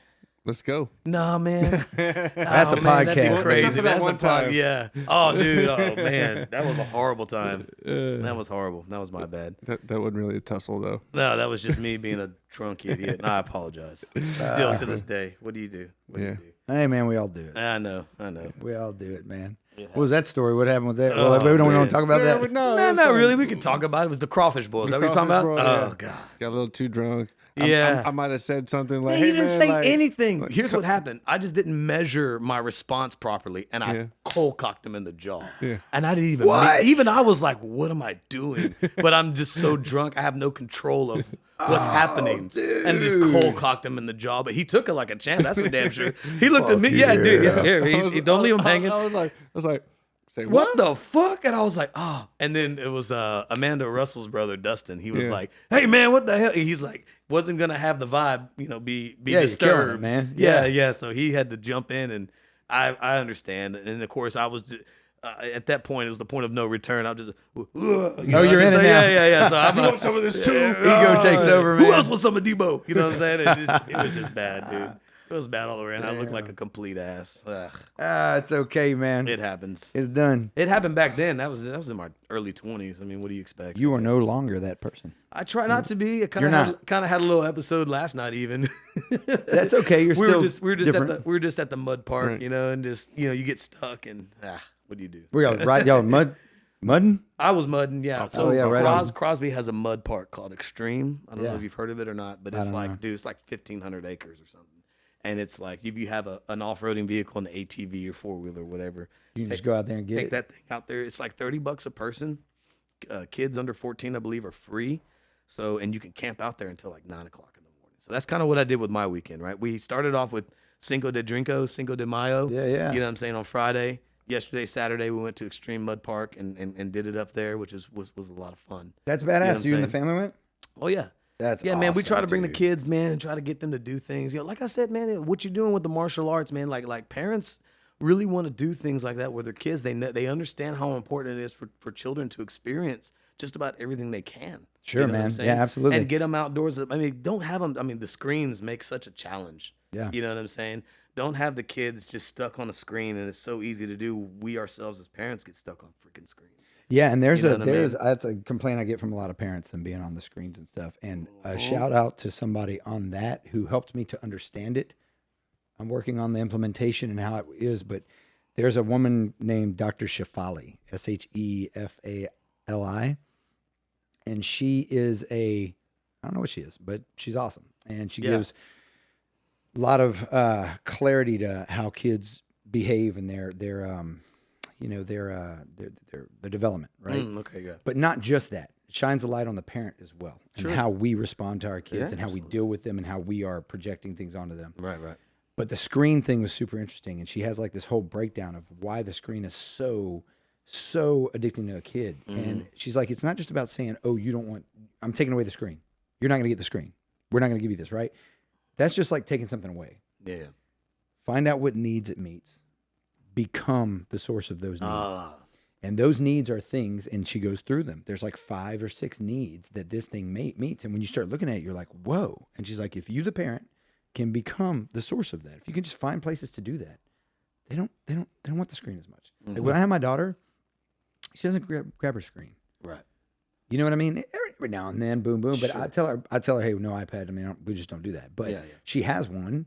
She uses it sometimes. But I'll notice she'll look over at me if I'm sitting on the couch. Screen goes away, glasses come off, tickle time, Russell time, because she knows we're gonna do that. You know what I mean? Yeah. So she can get that interaction met. She can get that there. Right. And not that I'm Wonder Dad by any means, but but I see it with her. I see her voluntarily be like, boom, and it's not a forced thing. Yeah, and it's a totally different approach from. That's enough. Let me take it, right? Yeah, no. That's how we were raised. No, yeah, absolutely. Yeah, you definitely in the N64 got taken away if you didn't, whatever, whatever thing that you. The controller got taken or something. Something, man, something. But that's worse. You just got to stare at the system without the controller. Exactly. Could you imagine? I didn't never thought about the controller. That's actually pretty sinister. That's all you can do is just start it. Just look at them. Just look at it. God. I will tell you what, though. I would probably be okay with that with GoldenEye because that music jammed. No. Don't you remember the pause music for GoldenEye? Somebody on the internet no, dude. Hey, Mikey J, do me a favor. Look up on YouTube GoldenEye's pause music. Somebody actually did like a little funny little TikTok about it. The pause music for GoldenEye. You don't remember? I don't remember it. I played GoldenEye like one time or two times. Okay, yeah. I always got killed so fast. I was like, it sucks, man. Yeah. GoldenEye pause music. You'll GoldenEye. I know that was like the OG shooter game. It was. No doubt. They recently re-released it for like the Switch. What? Yeah, it's badass. They should. Really? Check it out. Listen to this. There it is. Yeah. See? Oh shit! I do remember this music. Hold up! Check it out. It's coming.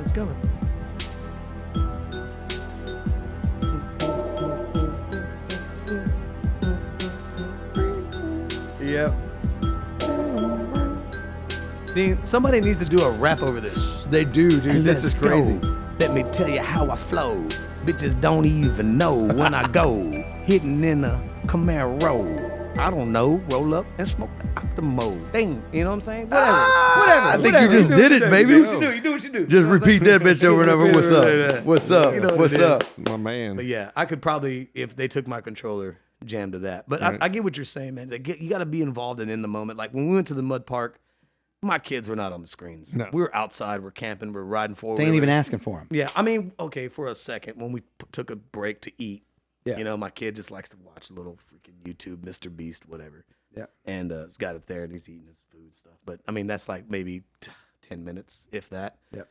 If that, because like, again, we're out, we're doing things. Sure. And then like what you said, you pay attention. Like there's times where even I'm on my phone and my son comes up and goes, hey dad, or my daughter too. Hey, I want to do, and I'll be honest, I'm not perfect. There's times where I'm just scrolling and they're talking to me and then I have to catch myself and be like, hey, Thomas, put that motherfucker down, dude. Yeah. Pay attention to your damn children. You know what I'm saying? Yeah. Like, they just told you a whole story. You don't know a damn thing they said. Yeah. You know what I mean? Like, that's bad, man. That's an important time, man. Yeah, it is. Because, I mean. Well, and I think it's important for them to learn to be bored. Oh, sure. Like, straight up, have nothing to do. Yeah. Because they will start figuring some cool shit out, dude. Yeah. My daughter just does the coolest shit whenever she's bored out of her mind. She, like, pitches a pit for a minute. It's like, well, that's all you got. And then once that's gone, next thing you know, she's drawing some shit or building some shit. And it's just badass. She figured it out. Fuck yeah. It's either I'm going to sit here and stare at the ceiling or I'm going to do something. How old is she now, by the way? She's 7. 7. She turned 7 in January. Quickly. Super quick, man. Is that your only one? Yeah, she's a savage too, man. Yeah. She is a feral beast. That girl, dude, that girl is crazy, and I love it. Does she do karate? Love it. She did. Could you imagine if she didn't? That'd be hilarious. Well, no. Here's what she did. She did it from 3 to 5 years old, right? In the Little Warriors class. Right. And she like kind of graduated from it. It was like, hey, we're gonna move to the next little thing. And she's like, I want to try cheer. So she did cheer for a year. And then she's like, all right, I'm not going to do cheer anymore. I'm going to go back to karate. So she's starting again. Back to it. But I was like, man, I don't want to like make you. But I'm going to try to coerce you.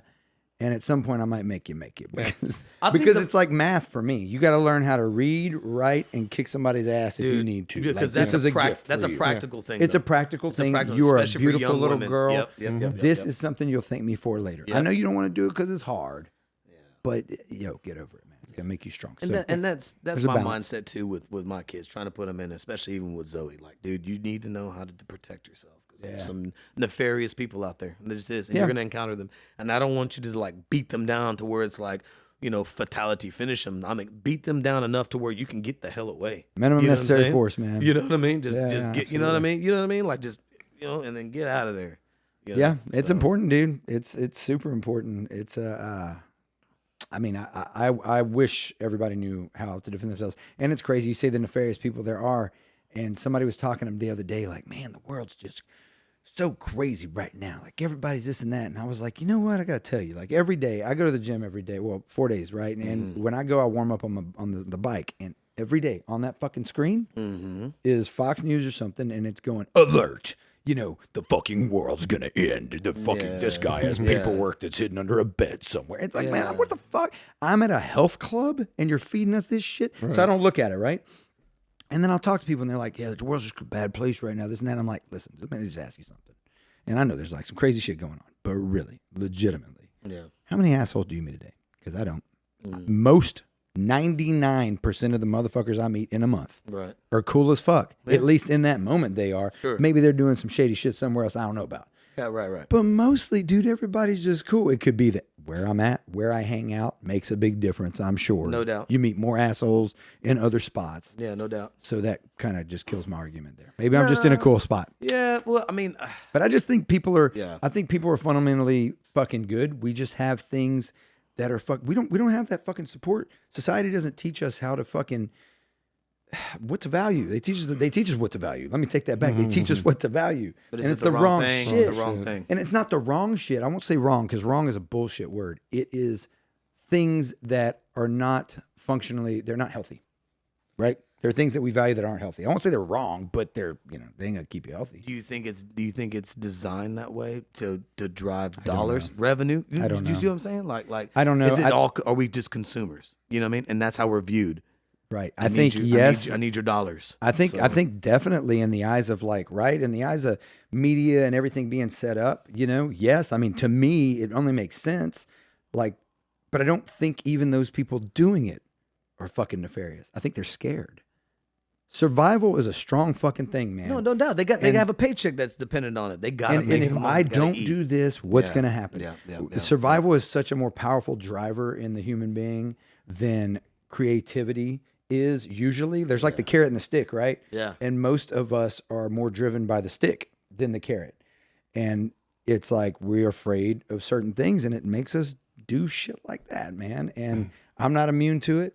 And I'm not talking about being like trying to change people's minds for money. Not that, but you know what I mean? I know the feeling of being worried about survival and things like that. So you're backed in the corner. I mean, what are you going to do? Well, a lot of times we're not even, here's the crazy thing. We're not even back, but in here we are. Yeah. And that's the thing. Yeah. The news goes, boom, you're backed in a corner.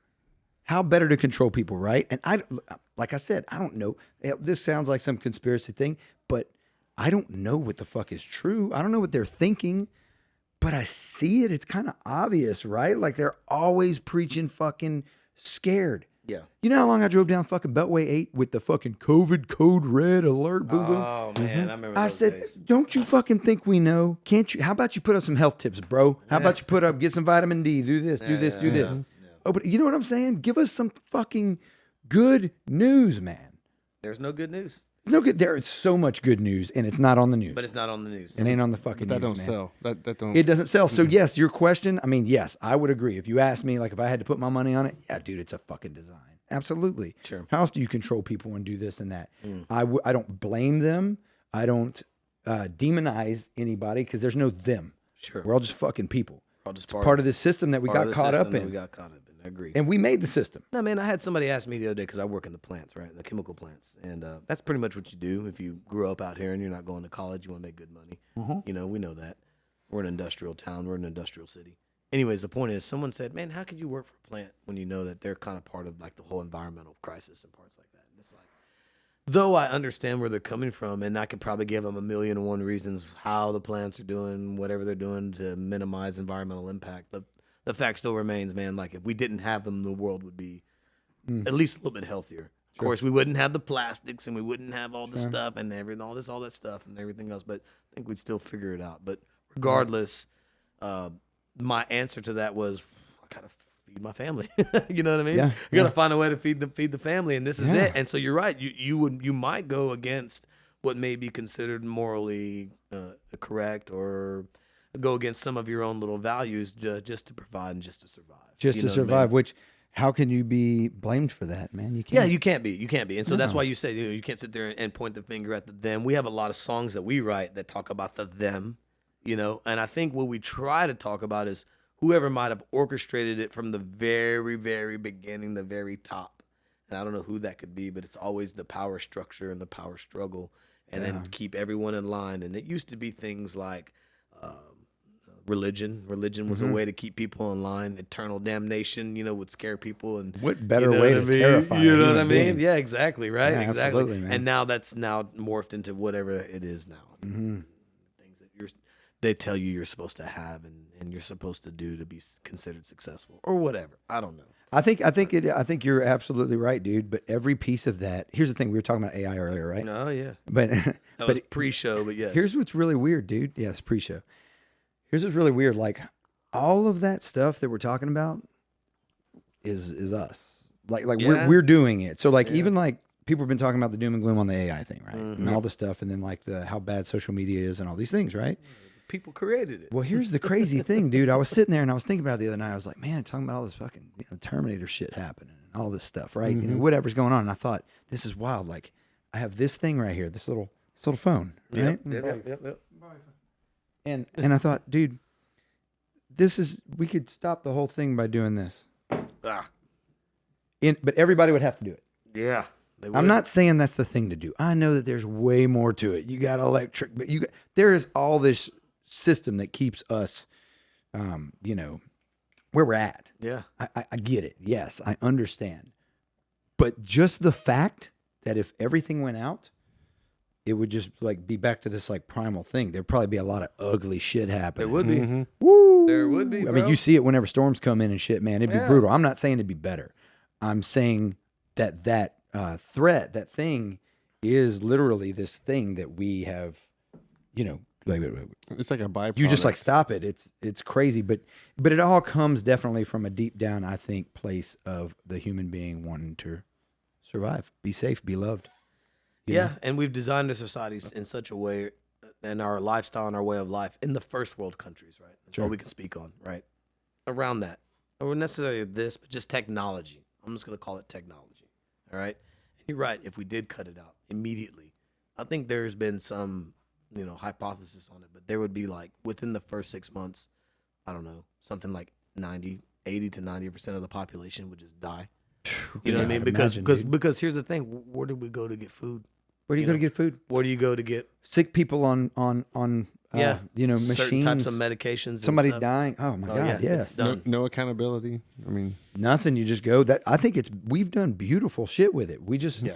It also, anything that we do that's an extension of us is going to accentuate all sides of us. everything. yeah. The good and the and bad. the shadow, man. It's all going to get fucking put up. And that's okay. Maybe I was talking to a buddy the other night. We're sitting there and they're talking about some shit. And I thought, man, maybe this is just like the part. We're just going through the part right now. We're going through the evolution. We're going through the paint, the molting. You know what I mean? Yeah. This isn't like the end. This isn't doom and gloom. Right. This is growing pains. That's it. Yeah. This is us fucking There it getting is. to the next spot. We're yeah, crawling, bro. yeah. And it's like, we got to figure it out, dude. None of us fucking know. That's a really good point, dude. It's a whole new fucking era, dude. And the only way to do that is to fucking go through that fucking resistance. Yep.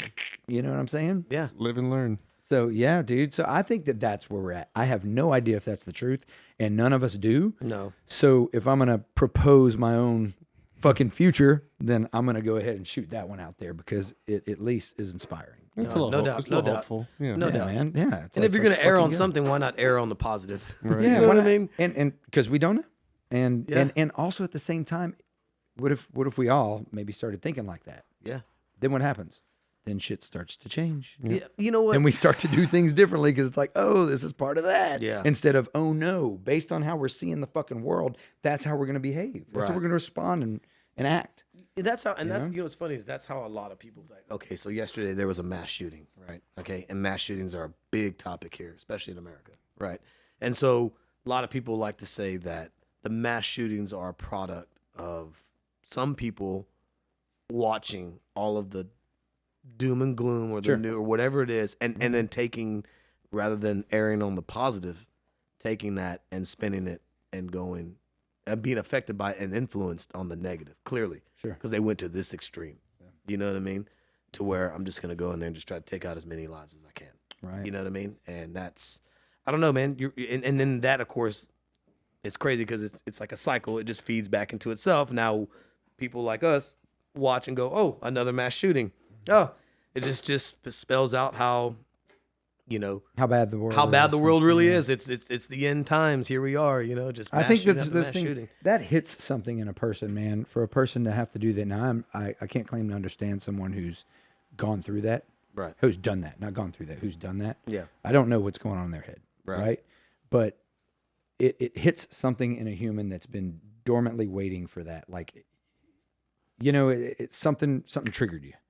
Something went boom, Like and a then you just- Manchurian candidate type thing. I mean, not well, that's but crazy. not like, you know, Yeah, something not like maybe it they was went through. programmed by Who knows design, what but- they went through their father or their mother or kids at school being bullies or people being just anything they could have gone through, and all of a sudden it just hit, and they're like, "That's fucking it." Yeah. You know what I mean? They I mean, snap. think about it. Take it, and I love you. You're a wonderful person. You never shoot anybody, but Sure. think about the day you punched Cody, right? Yeah. It happened. You Yeah, it didn't happened. know it happened. Yeah, You're yeah, like, yeah. what? I'm just in it. Well, I was also really drunk. You but were go ahead. And see, I have no, and I've done that. know. I've like yelled and been like, oh, whatever. Yeah. I don't know what, I'm not sure what happens with people like that, but I know that it's a huge tragedy. You know, there's a story. Remember that UT shooter? I think it was before my time. You talking about the one in the bell tower In the Bell in the Tower. 60s? Did you ever hear about what the deal was with him? I No. learned this from Sam Harris was talking about. I don't know if y'all know who he is, but he was talking about it. Apparently, I'll get the story wrong, but this Yeah. was really crazy. He and this is not to 100% right now. Just to be clear, this is not to condone or make excuses for anyone. Sure. Shooting like that is absolutely fucking Yeah, atrocious. that's- Like yeah. I know. I mean, I have a baby girl. Like, oh, Yeah. I love humans. Like, you know. Right. But there was, you know, the guy goes up there and did this thing, but apparently he like wrote a letter or something to his wife or whoever and was like, I don't know why I'm doing this. I can't stop myself from doing it. Like, please, you know, check my brain. I can't stop. Boom. Yeah. And they went and after they killed him, they did an autopsy on his brain and he had like a huge, like softball tumor pushing on like his amygdala. Ain't And the doctors were like, he literally had no control, like impulse control with this Oh, thing. wow. Like it was. Whoa. Isn't that wild? Yeah, And it is and to wild. think about it, you're like, we didn't understand him completely. Mm-hmm. It's a crazy dichotomy because it's not like, oh, it's okay that he did that. It's not No, ever it's not saying to that. say It's that, just like but this is this is something that just yeah, a very physical reason too. it just fucking happened. Like Because I think what we the always fuck? start to examine the psychological and what were his environmental, I say his because it's mostly a male shooter, but whatever. The shooters' environmental conditions and things like that. How were they brought up and what trauma did they experience and just try to figure all that out. But look, this was a very real physical case Yeah, of it's a this tumor. dude had a tumor pressing on his It could be. amygdala, It could be so many things. man. suppressed his impulse control, and boom. It could be so many fucking things, man. It's really wild, man. And we have to keep. I don't know the answers to everything, but I think that there's a fluidity with which we have to approach all these things. We have Yeah. to, you know, there's all these little details and all these things that Yeah. we have to have compassion and some Absolutely. some like love to be like, okay, hold on, Yeah. what's happening? Yeah. You know, let's look around. Let's see what the fuck's happening. Why did this happen? We Yeah. need to find out why. Yeah. How do we stop that? I would certainly, because trauma happens so early for some people. You know what I mean? Of course, adults can go through trauma. Something can happen very traumatic in your adult life, and that might shape the rest of your life from that point on.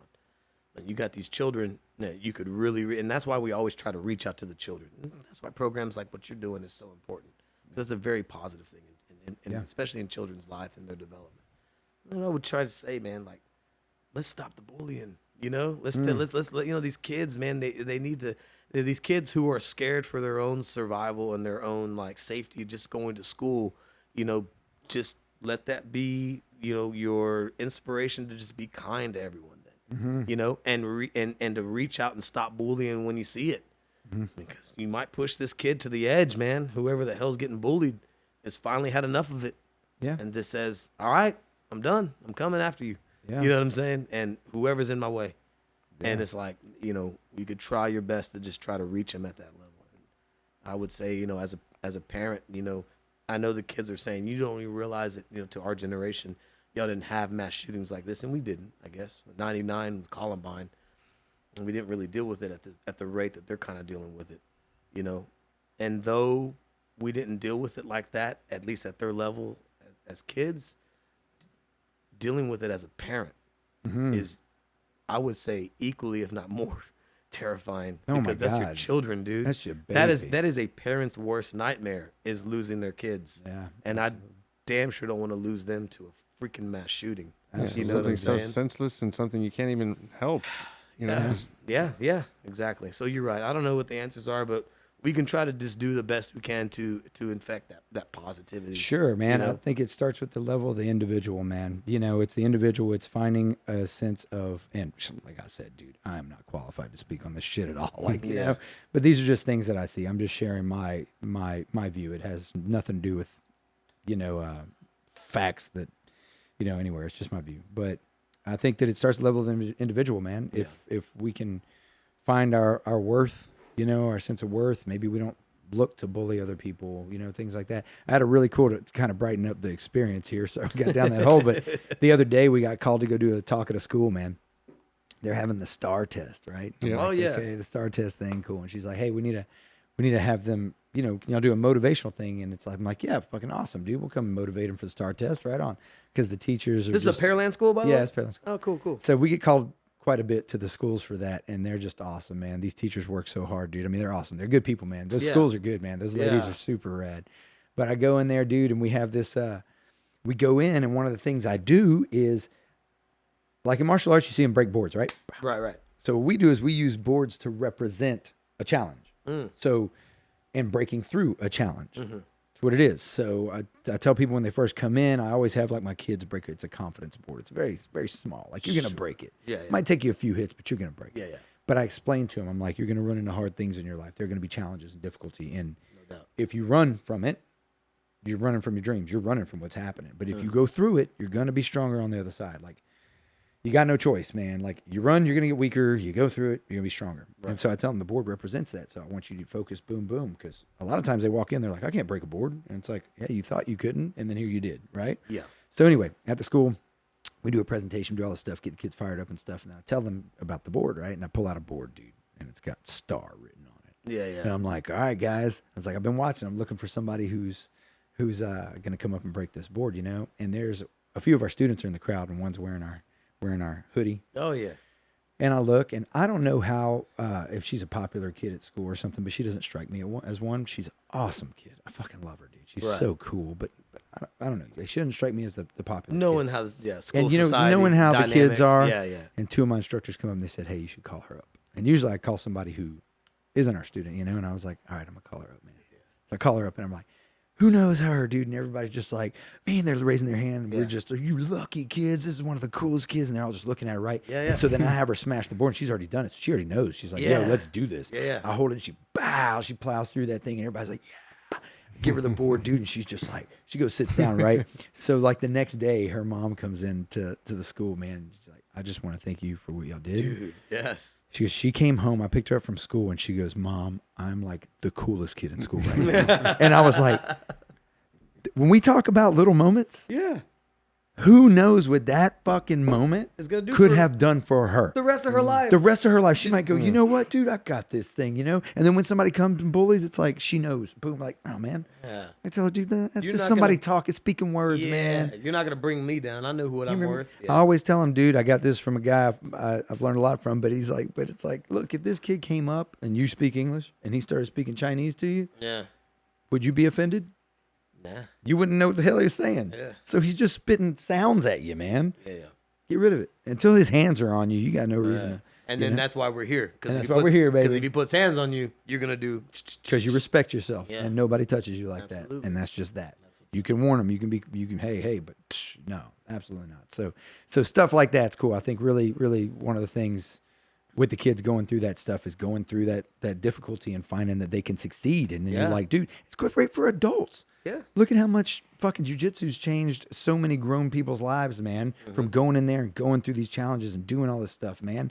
It's fucking amazing, Not to dude. mention it's for their health as well. For their health, The older mental you get, health, man, the older you physical get, health. man, you gotta be active, dude. You Yeah, gotta be yeah. active. Dude, Oh, yeah, because if dude. you're not, dude, it's gonna take a decline. Oh yeah, I got to work twice as hard now as I used to Yeah. have to do. You know what I mean? Yeah, no doubt, no So, doubt.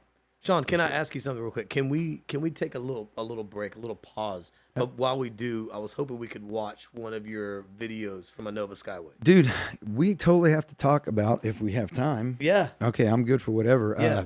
What's currently going on with music, I don't want to, I've got a couple of great bands that I love that I'm in right now. Right. And Anova Skyway is one of them. We can actually check this video out. I started with these guys after I had quit Oceans. Yep. Mike, there's two Mikes in the band, but the drummer, I've been friends with these guys forever, man. We used to Okay. play in some other bands, like just running the scene back in the day. Yeah, right? on. And he called me up, was like, hey, there's been a change in the band. You want to play guitar?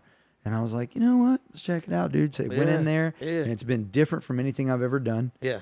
And it's fucking fun. The guys are so cool, man.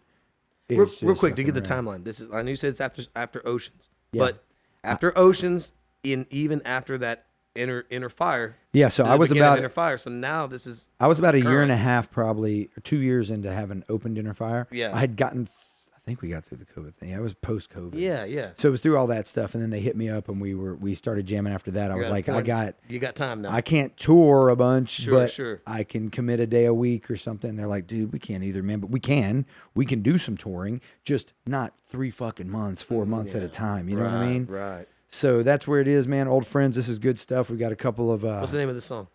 the first song we can put on now, Horizon. This is off the first EP that I'm actually on. There's Okay. a couple new guys in the band. Me. What happened was Mike, the singer that you'll see, he used to Yeah. play guitar. Yeah. Their singer left. Okay. Mike rolled into the vocalist position. Okay. They needed another guitar player. So I rolled in, and then we actually got a new keyboard player. And so that's kind of what's been happening. But yeah, dude, if y'all want to rock Yeah, this let's thing. let's rock it, man. We'll take a little break and rock Awesome. that. Hey, thanks, Mikey.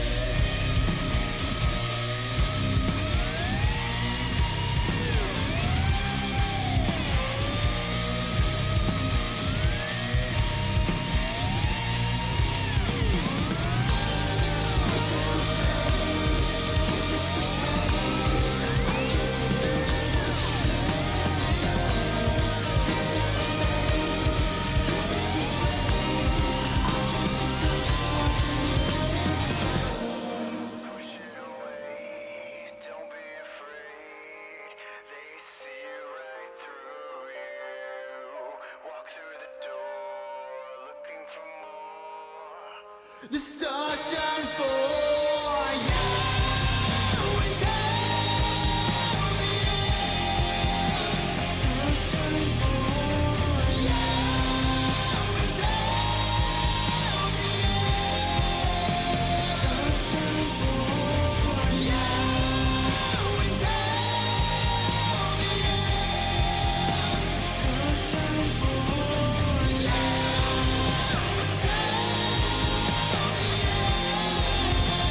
Sunshine for you.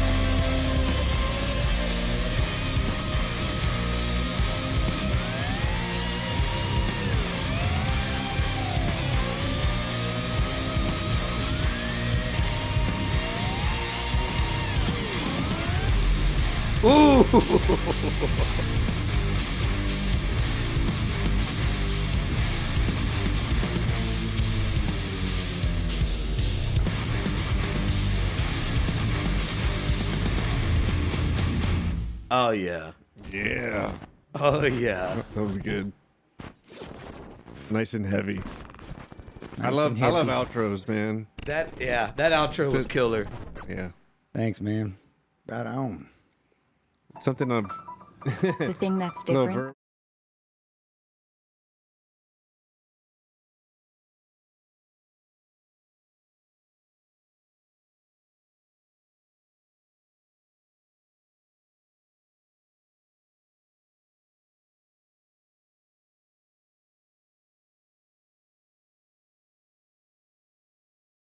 Yeah, dude. We're gonna have to check it out for sure. You said it's already available for So that is our that bottom EP line. is called Reset. It's called Reset. We named it. Are we not Reset. on? Okay, a Nova. Oh, we're not on. I don't think so. We just said all that. we should be good. I know, yeah, Vitamin R was up there. Okay, Are we here now? We're back. we're good. Okay, we're back now. Okay, We we're- just said the most mind-blowing shit. Oh, Guys. dude, I can't believe it. And now no one will hear it. I don't So even remember what it was, man. those that stuck around and watched that. That was a Nova Skyway. That was Reset. No, the Reset's the album. The name of the album is Reset. The name of the song is Horizon. Horizon. Yeah, here it Yes. is right here. Boom. Guess what? Added. Bow. Yeah, dude, get the EP. It's great, dude. It really is good. Actually, what's really cool, that song, Yeah. little humble brag for all of us musicians who have been like trying to do shit forever. Let's That go, bitch let's hit go. number 20 something on Billboard. Come on. That song. What? that song. Yep, it was the indicator charts, which is like a part of Billboard. It wasn't like the you sold a kabillion records, but it was still cool. It was Yeah, no still doubt. wow, that's cool. It was Yeah, like it's most on the map. It's on the spins. radar. It was on the radar. It was cool. Let's go. You know, yeah, man. From like Is it- streams, pretty much? It was or I think it was like radio play. Stuff. radio play. Okay. Yeah, you have to talk to the other guys in the band to give you They'll the figure- yeah. the truth of it. I don't know exactly, man. I'm just like, oh, that's cool. Yeah. Yeah, It's one of those things, but it was very cool, man. So yeah, I love this fucking band, man. It's fun to play with. Everybody's super committed. Everybody is super laid back. Yeah. Everybody's like, I don't know, Yeah, yeah. adults. It's just fucking fun. Yeah, no It's doubt, chill, no doubt, man. no doubt. I love the Ace, music. Do you think it'll get as far as some of your other projects have gone, or I have no idea. I have no idea where it'll go. I mean, it would be awesome for it to take off. We'd love to share it with more people. Sure. You know, absolutely. I mean, what if it did go all the way? Like, what if it did start to like tour? Well, if it starts to tour, that's cool. It just has to be. Well, here's something I'm learning. Everybody's in a different boat. Everybody's got a job. A few of us have kids. You know what I'm saying? We ain't trying to. Well, it get as big as it can get without us being gone forever, and that's just that. Yeah. We have families to take care of. We have shit like that, and that's just what it is. yeah, But we will do as much as we can. Sure. sure.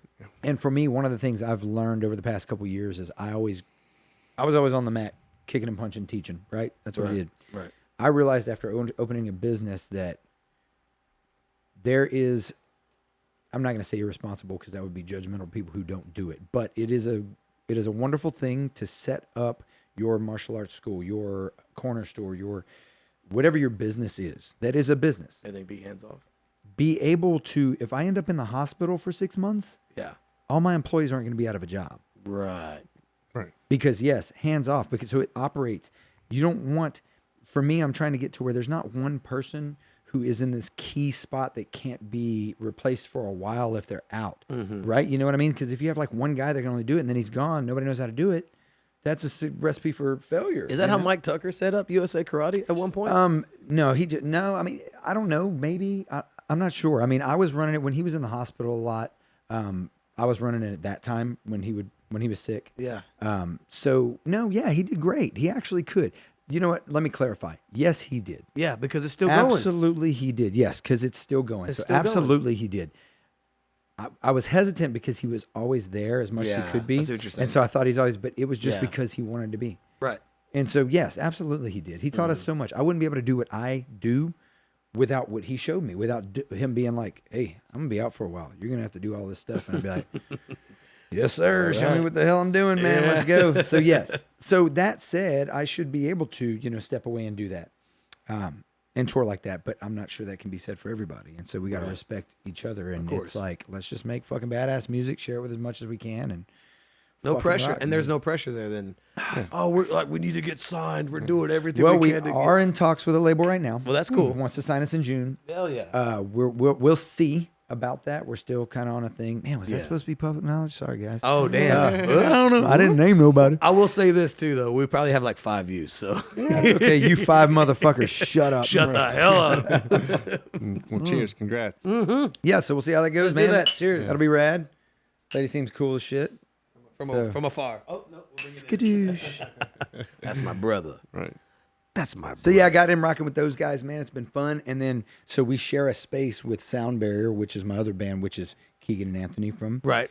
Oceans. Oceans, and then Mark Tabbitt. You know Mark? Plays guitar like insane guitar player. He's a great drummer too. I don't know. He's our drummer. Maybe I see his face, man. New guy for singing. So we're Okay. doing that and recording all that shit, and that's what's been happening, man. Dude.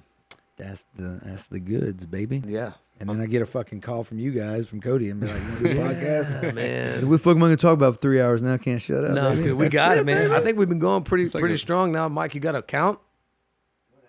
1.5 hours. I 1.5 think. hours? That's halfway not bad. there, halfway part. Damn. Yeah. dog. Sweet. Are you hungry by any chance? I will eat at any point. You but will I'm eat at any fine. point, okay. But I'm fine right now. Oh, you're good now? Are you hungry? No, I'm good. Yeah, I'm good too, man. I'm I'm just, enjoying asking. I'm just watching Mikey over here eating nachos. No, I'm good, man. I'm good, man. I'm enjoying a warm whiskey. Yeah. What are you drinking, Cody? I'm drinking an old fashioned, pretty much. Just whiskey or bourbon with some simple syrup and some bitters. Who made the old Yeah, fashioned? fuck yeah. My wife, my lovely wife. My Christine. wife. Is it My good? She wife. make a good old fashioned. Can I try Wanna it? try it? Hell yes, I fucking Dude, love let an me tell old you fashioned. something. Christine knows what she's doing behind the bar. Are we allowed to speak about what she does? Sure. So do you know what Christine does? Hold on. Okay, hang on. We got to sip some mo. Hold on. Wait a minute. That's a good old fashioned, bro.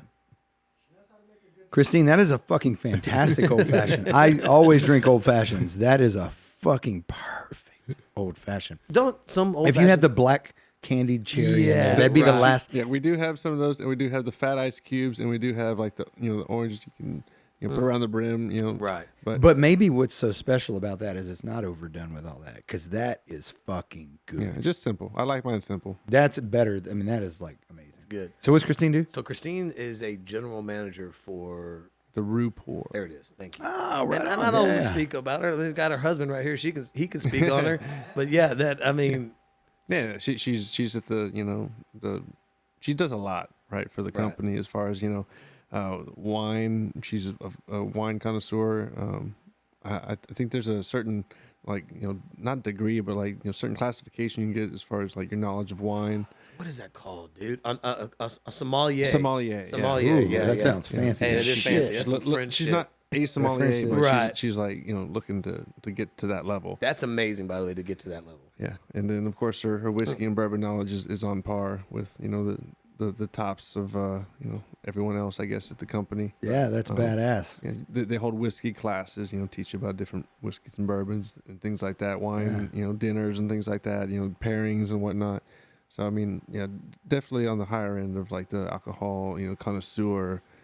That's why you were like, my wife's a whiskey connoisseur. I was like, hold on, we gonna hang out. And I went over there and she's like, well, this is the most boo. And I was like, I don't know what that means. Yeah, Christine. 'cause before just drink that, man. I'm like, okay, cool, we'll take that. before she got into that, it was Awesome. it was Jack Daniels and Crown Royal. Sure, Of course. That's all I knew. That's how we did. Yeah, but like there's so much more to it. I'm with you now, dude. There's I've been levels. finding these whiskeys because whiskey's my thing, man. yeah. I'll sit and find them and stuff like that. So It's ridiculous. But, It is, but- they're so so good. Jefferson Ocean has an interesting story. So Jefferson's Ocean is like a bourbon that they take and they put in a barrel, and they put the barrel on a ship, and they put the ship out to sea, and it just rides the fucking seas, and it gets tossed around, and just like goes through storms and hurricanes and shit, and when it gets back, it's got this distinctive flavor, this taste. Maybe like from the sea air. From the sea air, Or yes. just the sea And motion the sea too, and the and the motion. motion. Yeah. That's And they put commitment, that- baby. yeah, That's yeah. commitment. And they all have their own stories, like what seas they rode and what hurricanes they went through and storms and shit they endured, and they all have it on the bottle, and they all have their own distinct taste. That's badass. Yeah. Is there really a distinct taste? Yeah, because like Do you have any here? I believe so. Yeah, because they all taste a little different. Like you'll get one like number cask or Right, whatever right, it is, right, and then right. and it'll be different from the other one. So yeah, they're not all gonna taste the exact same. It's not like every bottle of Jack Daniels tastes the exact same. Sure, sure. You know what I mean? So yeah, they'll be I guess the reason why I asked that is because if they didn't, you know what I mean? Then That's a lot of effort Then for they're nothing. doing all. Thank you. If they all tasted the same. Yeah, if all this tossing around in the ocean, then what the? But that's a lot of work. That's what I'm saying. I could shake that shit up for you Yeah, right now. man. Hey, we were in the Indian Ocean there. You know what I'm saying? Blow some salt in it. Yeah, Stand in a swimming pool. yeah, yeah. You're in my swimming pool. Like, go to Galveston. No one's going to Galveston to shake their bourbon in whiskey Oh my barrels. God. They should though. Eat but your they're insides. not going to. That's. But here's what's cool that what I've noticed and what I know about Christine is she's done a lot of her professional life in like the service industry, as far as like the bar and restaurant service industry. Right. And one of our next guests, couple of our next guests actually, is going to be Scott Sexton. Yeah, who- right on. Who owns Scotty's Pub? Yeah. Used to be the bass player for Anubis. Mm-hmm. And then we're going to have Dan the Pizza Man. If you remember old Dan the Pizza Well, I'll Man. give you some stories with Dave. Oh, I want stories. Oh, yeah. We want stories. Oh, yeah, man. So it's gonna Dan's be cool. coming on? Yeah, Yep. hell yeah. Dan's coming on. Scotty's coming on. And I think it'd be actually really cool if we even had, I don't know if Christine feels up to it, if she wants to sit Yeah. in too, because she can give some insight. Like I said, For sure. she's dedicated her entire sure. professional career to that industry. That's awesome. There's definitely a welcoming energy to your home. I appreciate it. I give that to you and her. It was very nice. And then you guys always being here, of course. Yeah, You my- and Michelle, love y'all. Oh yeah. Kids are doing great with the podcast thing, but it's nice, man. I really appreciate y'all coming in. Y'all very, yeah, man, get whatever, boom, boom. She's helping me get whiskey. I'm like, thanks, guys. We're trying to be accommodating, man. Oh, you it's know what I'm wonderful, saying? dude. The dog is the size of my truck, and it's like a rug, man. That thing's all raw. Yeah. Link. And he went right up to him. He didn't even bark or nothing. He just jumped on like Yeah, man. all I friendly. I love and them shit. puppies, Just 'cause man. Your energy. His you put energy, out I'm is telling you, dog. dude. Yeah. Sean's got that energy, Yeah, man. not I a got like threat. 5 dogs too, Not a man. threat. So that's like a Yeah. smell. No, he can smell threats. He can smell like Yeah. people. Well, I'm glad he didn't bite me. That's good. Yeah. Yeah, man. That's good, man. Yeah. Thanks, guys. I appreciate it, man. Goes to show. All right, Fucking so rad. story. Oh, well, just a story. Well, no, I mean, Dan the I don't Pizza even Man know that story. it's not a story, but Oh, me yeah. and Dan. So, Yeah. dude, we go back from like 9th grade Oh shit. jamming together. Shit. Like, Dan's a musician. yeah. So, Come Dan, on, man. so What- when you what- go what in to do get he this play? next time, guitar. Guitar. When you go into Dan's next time, if Yeah, it's yeah. still sitting right there on the right hand side of the wall, there's a green Ibanez. Mm-hmm. That was his guitar when we were kids, man. Oh. So we would fucking rock out, dude. I mean, we only jammed a couple times. Him and my buddy Chris were like super close, but we were all real close. And he's been doing pizza since we were in high school. Yeah. Like he worked at Sicily. Like Sicily's. this cat Yeah. fucking has done pizza forever, and he was always all about it, dude. And forever, like he was just always about it, man. And he was always just a great friend. And you know, we grew up, we jammed sometimes together, get some shit, but we've just been. Dan's been family forever. Like I love Dan. He's been through a lot, and he's a fucking awesome dude, man. I love Dan. I fucking love Dan. I'll support him for everything. And Dan is the kind of guy that will show up and support you through everything. Yeah. He will fucking support you no matter what. We'd play a show, he'd be like, just call me, man. I'll bring some pies out. There You know what I'm go. saying? I'll bring some pies out, man. That's how he supports, by the way, with pies. with pies, Via dude, because pies. that's his shit. That's his jam. That is his love. Yeah. That's not just, oh, I'll give you some pies. Yeah, No, that's yeah. how Dan Gibbs is like, that's my shit. Yeah. He's got his fucking pizza tattoo right Oh, here. yeah. with the shit on, dude. That fool was going to fucking like LA or something. I don't know. Dan, you can correct me when you come on here, but all the time he'd go out for like fucking like pizza conventions and shit. Oh, and I bet learn you that's shit. in Vegas. I think I think saw maybe it was in one. Vegas, Yeah, I dude. think I seen there was a pizza convention that they televised and it was like happening in Vegas. All conventions are in Vegas. That's it. That's where they, because you get to party after. Yeah. But he don't fuck around. He goes. He wants he to goes make his there. He pies goes there. better, dude. That's- Like he's the shit, man. And I'm so proud of him. And good. Well, and Alex, his partner too, man. I Yep. grew up with him too. Yeah, Goof. Yeah, I was gonna say Goof, but nobody calls him that anymore, dude. That's man. awesome. Yeah, We that's call my him boy. Goof, man. Oh, We know dude. who Goof is, out to man. Goof. God, dude. I dude Goof on my bachelor party, dude. There was this fucking amazingness that happened with him. But yeah, dude, I'm just proud of those guys, man. They worked their ass off, those two. Yeah. Yep. I mean, work 80 fucking hours a week, like crazy. Yeah, no doubt. No doubt. Nuts. I'm just so proud of them, man. They fucking made a fucking impact. Everybody knows Dan's, man. Yeah, everyone. Yeah. Everybody knows it's so fucking good, and the fucking environment, everything about it, man. And it's the same thing as like I said, when when you're a local cat, you know what I'm saying? All the local guys are gonna love you and support you. But when you hear other people talk about it, you know what I mean? Yeah, people- you're making a name for yourself. Oh no yeah, doubt, dude. We you were know? talking about something. I think it might have been one of my employees talking about. Yeah, you were Dan's this and that. You were like, Dan's. They're like, yeah. man. I was like, Have I? Right. tell me about it. Tell me about it. Even my job orders Dan's. Like every Saturday they order Yeah. something. So yeah, Dan's is always on the menu. Hell yeah, dude. They got fucking great pizzas, man. And if you haven't had their Nola, Nola pizza? I actually haven't had the Nola. the Nola, man, I like it on the thin crust, but it's good like the full on crust too. Yeah, yeah. It's like, don't get me wrong. I like the Alfredo sauce pizzas. It's the shit. It's got like Cajun shrimp and pepperoni and like What? mozzarella, dude. Fucking, and it's got like flakes of like, I don't know, something green, parsley, maybe. Mozzarella. Dude, so fucking good. So good. It's a good ass pizza. If you like Nice. those ingredients I Yeah. just mentioned, Yeah, yeah. Nola that bitch. Okay, we'll do the Nola next time. Oh, dude, I get your got their big one. sandwich. That one was a muffalata. Well, And the I, muffalatas, and I, yeah, and those I are good. fucking fell in Yeah. love with it. Never had a muffalata in my Oh, life. yeah? Had one for the first time at Dan's and was like, this motherfucker. I could be wrong, but I believe it's called a muffaletta. Maybe Ooh. so. I man. could be wrong. No, you're probably right. Muffaletta? I say, but I'm from Louisiana. I think they originated in New Orleans. and no, Yeah. that sandwich did. but I could it's a be. But Louisiana- that's even worse if I'm correcting you from Louisiana and you're and, right. and I was right. but they've always called it a muffaletta. I'm just like, okay, Okay, cool. we're gonna call it a muffalata. But the Dan's one's good. I haven't had it. It's good. I've never had It's it good. either. Hey, It's a good sandwich, man. and that's exactly how it's I think described or advertised on Dan's menu is that it's an authentic New Orleans style muffaletta. Muffaletta. But who fucking knows? It could be a muffaletta. Hey, let me baby. tell you something. I told the waitress. I said, "Give me your muff," and she was like, "Wait, what?" Hold on. Yeah, no, I've you're got right. $5 there. I have. And I see it right here on the yes, menu. Yeah, $5.99. I got it. I didn't know they put it on the menu already, man. Oh damn. It's there. Yeah. It's laid. So yeah, we're gonna have him on. That'll be awesome, man. And That's cool, man. Yeah, that'll be a blast, man. That'll be cool as shit, dude. Dan's a good dude. And then Scott's awesome too, man. yeah. Love Scott, dude. Again, He's- another hometown.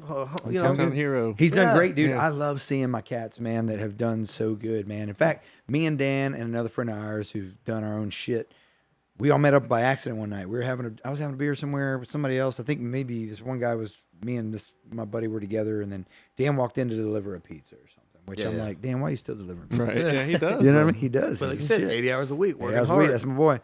So he comes in, and we took like a group picture of these three boys who literally grew up like me and my other buddy. We had like, you know, I mean, we were they're poor is relative. Sure. Poor can be fucking poor. Yeah, we grew up on I the, had the a south roof. side of Sagemont. You know, what I mean, come on, we weren't. Yeah, I had a well, so I hung out with people from there, but we were in a South Houston spot, but when I moved from Louisiana, we came from the projects in Louisiana. Okay. I was like, you know. Yeah. So we came out and it's just, but I mean, it's been a great fucking life. But anyway, it was lower end type shit, Yeah. all of us. All of y'all. And then all of us like sitting there, and Dan just looks at me. He goes, "Look, dude, we all fucking, We made we're it. like, we did something. Yeah. man. Fuck, all three of us did something." And I was like, "We sure as fuck did, man." From us just sitting there and fucking play, you know what I mean? Like we fucking did something, man. Like right Yeah. on, man. It was a cool feeling, man, to see. And we took a little picture. I was like, hell yeah, man. Hopefully you still have that picture. I fucking do. That's one that doesn't need to live digitally. That's one that needs to be printed. Yeah, I need to Maybe- find a way to maybe do this framed. shit. Just No, frame it up. it's easy to do. Whether you use Walgreens or you go to the Walmart. Or But do whatever. they print up in like good quality? Man, I don't know. There's- Maybe it there's depends other- where you there's take other it on. services that will do it. Yeah, there you in go. good quality. There you go. Yeah, All right, online, yeah, I gotta get one. But I'm sure it's a Google search away, bro. I'm sure. I've got this picture of me and my daughter, man. Yeah. We went to that Magical Winter Lights. Oh, Oh, yeah. yeah. Dude, it's on my phone. I got to Dude, show y'all that- later. That's badass. Is that the It's one badass. in Texas City, Texas- the Greyhound yeah, Park? they're Was the it one- that one or? They have one. Yeah, that's It's where they Baytown. usually do it. Oh, okay. No, But no. they moved it They to moved it to Baytown. Baytown. Yeah. Baytown was So this you do year. the Baytown. Yeah, yeah. So we go out there, man, and there was this. I know we stood in front of like this heart shaped thing, right? But it was me holding her hand. We were holding hands. Oh, and- yeah. And Holly took the picture of us. But she sent it to me. I was like, oh, it's a great picture. And I just updated my phone. And I still don't know how the motherfucker works. I like pushed it. I was thinking I was going to save the picture. Like I know if you hold it, it'd give you like save. But it just highlighted me and Mazzy. And then it said cut background. And the I new cut it out. iPhone, yeah. Yeah. And it's got Does that. this white background with me. Dude, wait till you see it. It looks like me and her like going into infinity. Yeah. It is Yeah. fucking gorgeous. And I thought exactly what you said. Yeah, I yeah. need to print Print this. this. I need this bitch like Yeah. Yeah. because it's just a Immortalized. magical Just moment, bam. dude. Dude. Oh, I'd put it on my the size of a door. Think about all the pictures Right, you it's a have. mural. If you guys have pictures of y'all from childhood, I mean that's how they are. They're Oh, yeah. they're in the There in your little fucking. they're on the They're paper in and the they're in photo the albums. a photo album. Yeah. But ours are now on here, On and the I'm phones. telling you, dude, Yeah. it's And I it's think on a it's cloud. Well, we print them. We actually, Christine prints them. She takes, like, sends them to this company, and they'll print like 1,000 photos for like I don't know, $100, $200, something like that. And they're good. Yeah, high quality. You get a fucking stack of photos for like a couple $100. That's fucking. that's worth it. Worth it. In my opinion, that's worth it because one day, unfortunately, you know, we're all gonna pass on and whatever Yeah. else, man. And those photos, man, is gonna be Yeah. so important. Yeah, to our the ones phones that are gonna we be leave behind, gone. man. The Our- phones our- are gonna our be Facebook freaking account's gone. gonna be That's gone. it. They're not gonna have your iCloud Yeah, password and all that crap. yeah, You know yeah. what Dude, I'm how saying? many pictures did you lose that were on MySpace? 'Cause Oh, I bro. lost some pictures. So many. I lost some live video footage of live shows. Well, I think I'm kind of glad some of those photos are gone. But, That's a good point. That's a good point, man. That's a good I'd point. like to access my MySpace. you can know? we do that? Is I'm sure we MySpace can. even a thing? I don't know, Mike, man. we I need think you to it look is. up MySpace. It is. It's still a thing. Yes, you can. And if you still have your account, you Yep. can log in. Yep. And it'll have your top 5 playlist Yep. and all your I don't even wanna top get 5 into that. friends. your favorite 5, Oh, whatever, MySpace. whatever HTML background you put, whatever music player you put. Oh yeah, I had Tom Waits on mine. You guys listen to Tom Waits? No. Oh guys. Oh guys. I know who it is, but I don't Oh guys. Dude. Before we go, we shoot you. Tom jam some Waits. Tom Waits. I saw your post up the other day about like music. That you were like, I've been listening to this shit. And that. the same fucking like 12. I got a so- list for you that's gonna move you. I saw your list and I was like, okay, I'm gonna pull you into some shit. I got need some to. shit I for need you, man. to. I need to. Good, hey, good luck with that, by the way, Sean. Because work we've on been, it. I It's send him horrible. shit all the time. horrible. He don't listen to none of Do it. you listen to Catatonia? You have to basically waterboard his ass into fucking That listening to face. this shit. Yeah, I'm not gonna send you. I've anything. heard Catatonia. Okay, well then But I don't You know see if how I can pick- help You see you. how picky he is? I don't know if I can help you, man. This dude right here. I don't know if I can help you. What's wrong with your ears, my, man? my boss turned me on to Elder. Have you heard Elder? I actually have. A That little sounds old, familiar. Haven't. little older sound. But Who's this? Who's this? Who'd you pull up?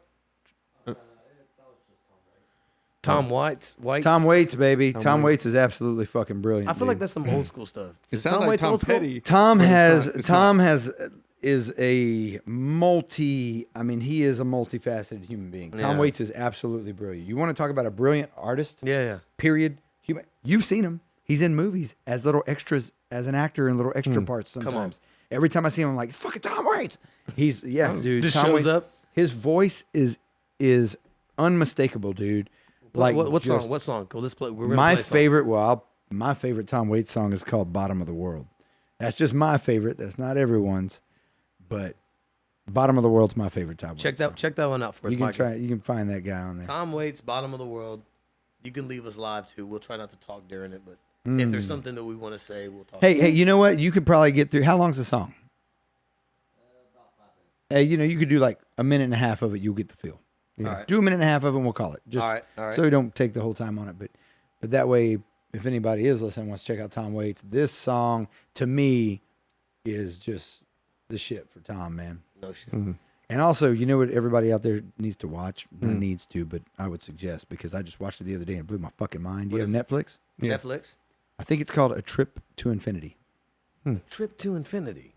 Write some of the shit down. Real Yeah. quick. Hold Guys, on, man. Hold don't on, man. fucking sleep on that. It blew my fucking mind to where I think it might have affected how I see the world a little bit. Really? Yeah, I like that. It's good. it's really fucking insane, dude. Trip to Infinity. Trip to Infinity. If anybody's listening, dude, go check that bitch out. Mind blowing. It's a documentary, but it's people who are like mathematicians and physicists talking about the concept of infinity and what it means for Yep. when you watch it, dude. Yeah, that's it. In this mind-bending science documentary, experts explore infinity and what it means for the future of the universe. Nice. Trip to infinity. Nice. Dude. Who knows? Maybe a year from now, somebody will come out and go, they were all full of shit and made it all up. But for now, it's the shit. Zeitgeist 9/11. All right, let's check out this Tom Waits, man. Bottom of the world. Tom Waits. Oh, is this a live version? I don't know. Oh, no, this is on Brawlers. Okay, this should be good. Yeah, no. We're skipping the commercial though. Oh, don't skip on Sweetwater, though, baby. I know Sweetwater's how we got this beautiful video switcher. It's true, man. Here we Thank go. you, Sweetwater. Thank you, Let's go. Sweetwater. All right, let's go.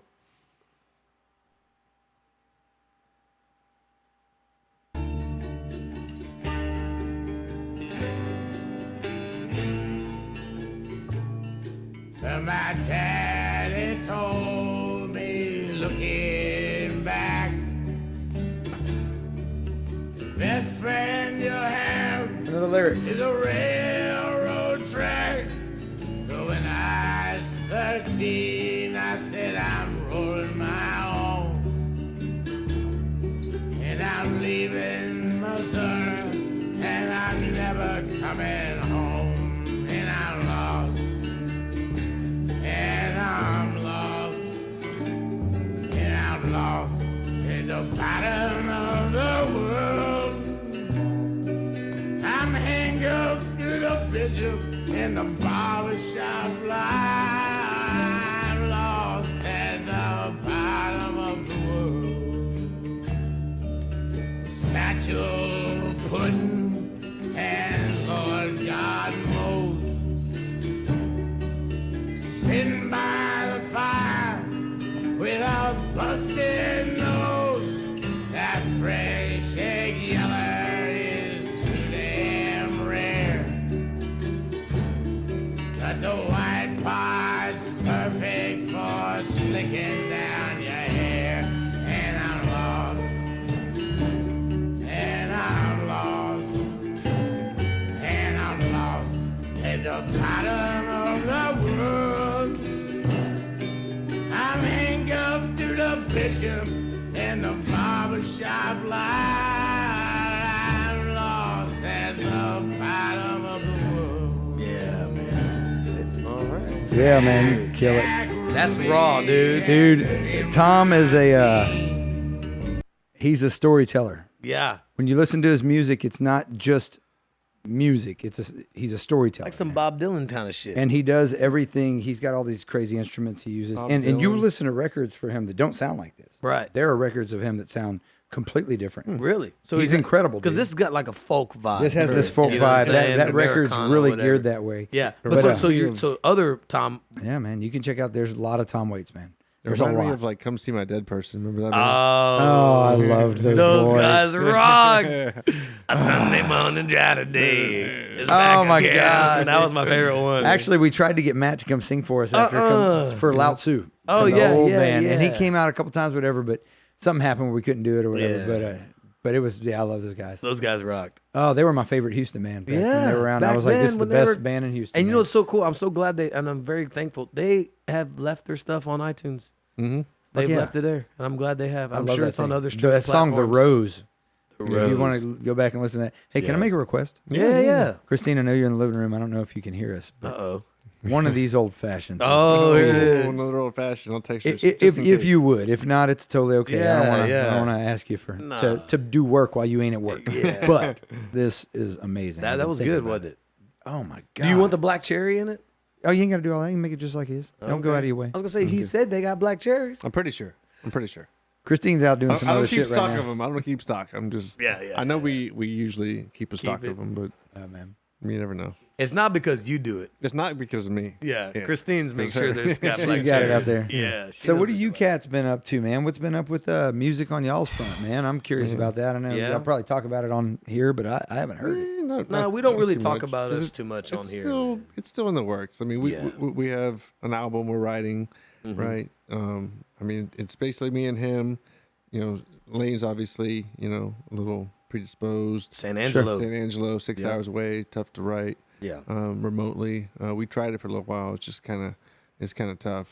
So me and him just been writing, some tunes, man. I mean, Right on. I basically write all the guitar, drums, basically sample, or Keys and digital shit. drums, yeah. Yeah, digital. And then bass lines and stuff like that, and then me and him come up with some lyrics, some vocal melodies, stuff like that, and we just record it here at the house. I'll be honest with you, Badass. man. That lyric writing, right? Just speaking of me personally, it can be like it's tough, dude. You go through writer's block like crazy. Cody is amazing. He can just start opening the door. You know what I mean? Get the first few lines down, or not even the first few lines, whole verse and chorus. Present it to me. I can see it, and I can go, dude. I see where you're coming from. I know what you're trying to say. Right. From there, I'll try to, what I might think sounds a little better or whatever. Not necessarily better, but just how I hear it. Yeah. Change it He's up. to your own he's style. very receptive to that as well. Bringing all that up because with the advent of AI, you know what I mean? I'm not saying that I'm asking AI to write our entire songs, but what I'm saying is, could you imagine having writer's block, not being able to get this one thing that you're trying to say and I can't quite get it? I don't know. Let me put it like this: AI has a style to it, anyways, so it's gonna sound very machine originated. Yeah. You know what I mean? It's not gonna sound. It's a little hokey. Yeah. Yeah, sometimes it's a little hokey. I had to write a song about Cinco de Mayo even when we were. Oh, yeah. Friday we were drinking. I was like, write a song about Cinco de Mayo. Go And for then it. you wrote Oh a my whole song. God. It's actually pretty funny. Dude, but, dude, man, But I- anyways, what I'm saying is, it's a tool. Is what I'm trying to get at. It is, I you're can right. see it as a tool. I'm not trying to say, hey, write the entire song, but maybe like what Cody does, like where he writes a few lines, and that's just enough you need to help spur. But that I would The I would, floodgates, Yes, you know what I mean? Yes, absolutely. And I think probably Cody, you're probably more. He probably can do that. I don't know. I'm just throwing this out there. Yeah, But yeah. maybe it's because it's not your job. You don't have to be that. You have to do that. You have to Right. come with the lyrics. Yeah, For yeah. him, he can just be like, oh, I've got this coming out. Boom, here's this. It's Yeah. for you. There's no pressure on it. Yeah. And so there's a flow. And so then it hits, Thomas, and then it's like, oh shit, cool.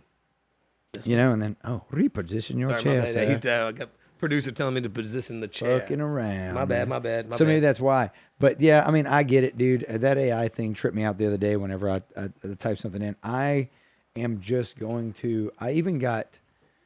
Look, she heard the request. Oh, Christine, thank you. Thank you so much. One old fashioned coming right. Cody up. owes you a back rub. Yay. Many back Oh, rubs. thank you guys. Thank you so Yeah, much. you're welcome. Did Yeah, y'all that- hear the AI song that was written in the style of Oh, Drake? Drake and and The Weeknd? The Weeknd. Yeah. Did they put it out? Did they actually not say produce it, but I guess released it? No, they took it down. Somebody released it. Somebody created Oh, it. somebody created it themselves Yeah. without Drake and Yeah. Weeknd's Yeah, blessing. But it was more than just lyrics. It was AI voice, right? So you can literally have these programs that will mimic a voice, oh, right, of course. right? Yeah. So it and then I guess the beat, he just made a beat and then did the voice and the lyrics and made a whole song. It sounded exactly like Drake and Yeah. The Weeknd singing it. And, Think about this, and then dude. the record companies took it down. They were like, "This is copyright infringement, plagiarism, All blah blah kinds blah of blah stuff. blah." Oh, there's They all the shut it legal- there's all the down. legal Yeah, stuff. They course. shut it down. Of course, you can just find it on the The web, on dark web? the dark web, The dark web. No, I'm sure Reddit. I don't even know where that is. Thread somewhere. neither. Yeah, You don't want Dude, to go you there. know what's really fucking crazy, dude? Think about this. You know that thing they say, if you don't use it, you lose it. Mm-hmm. I even went to a thing a while back, and somebody was telling me I went to this little seminar, and they were talking about how you can use AI for your marketing and AI for this and that, and AI, if you're not using it, you're falling behind. I totally get it. Yeah. I get it. Sound like Gary Vee. I get it. There's so much shit Yeah. that you. Well, it wasn't Gary Vee, but I know it sounds but like it's like, okay, I get it. Here's the deal, man.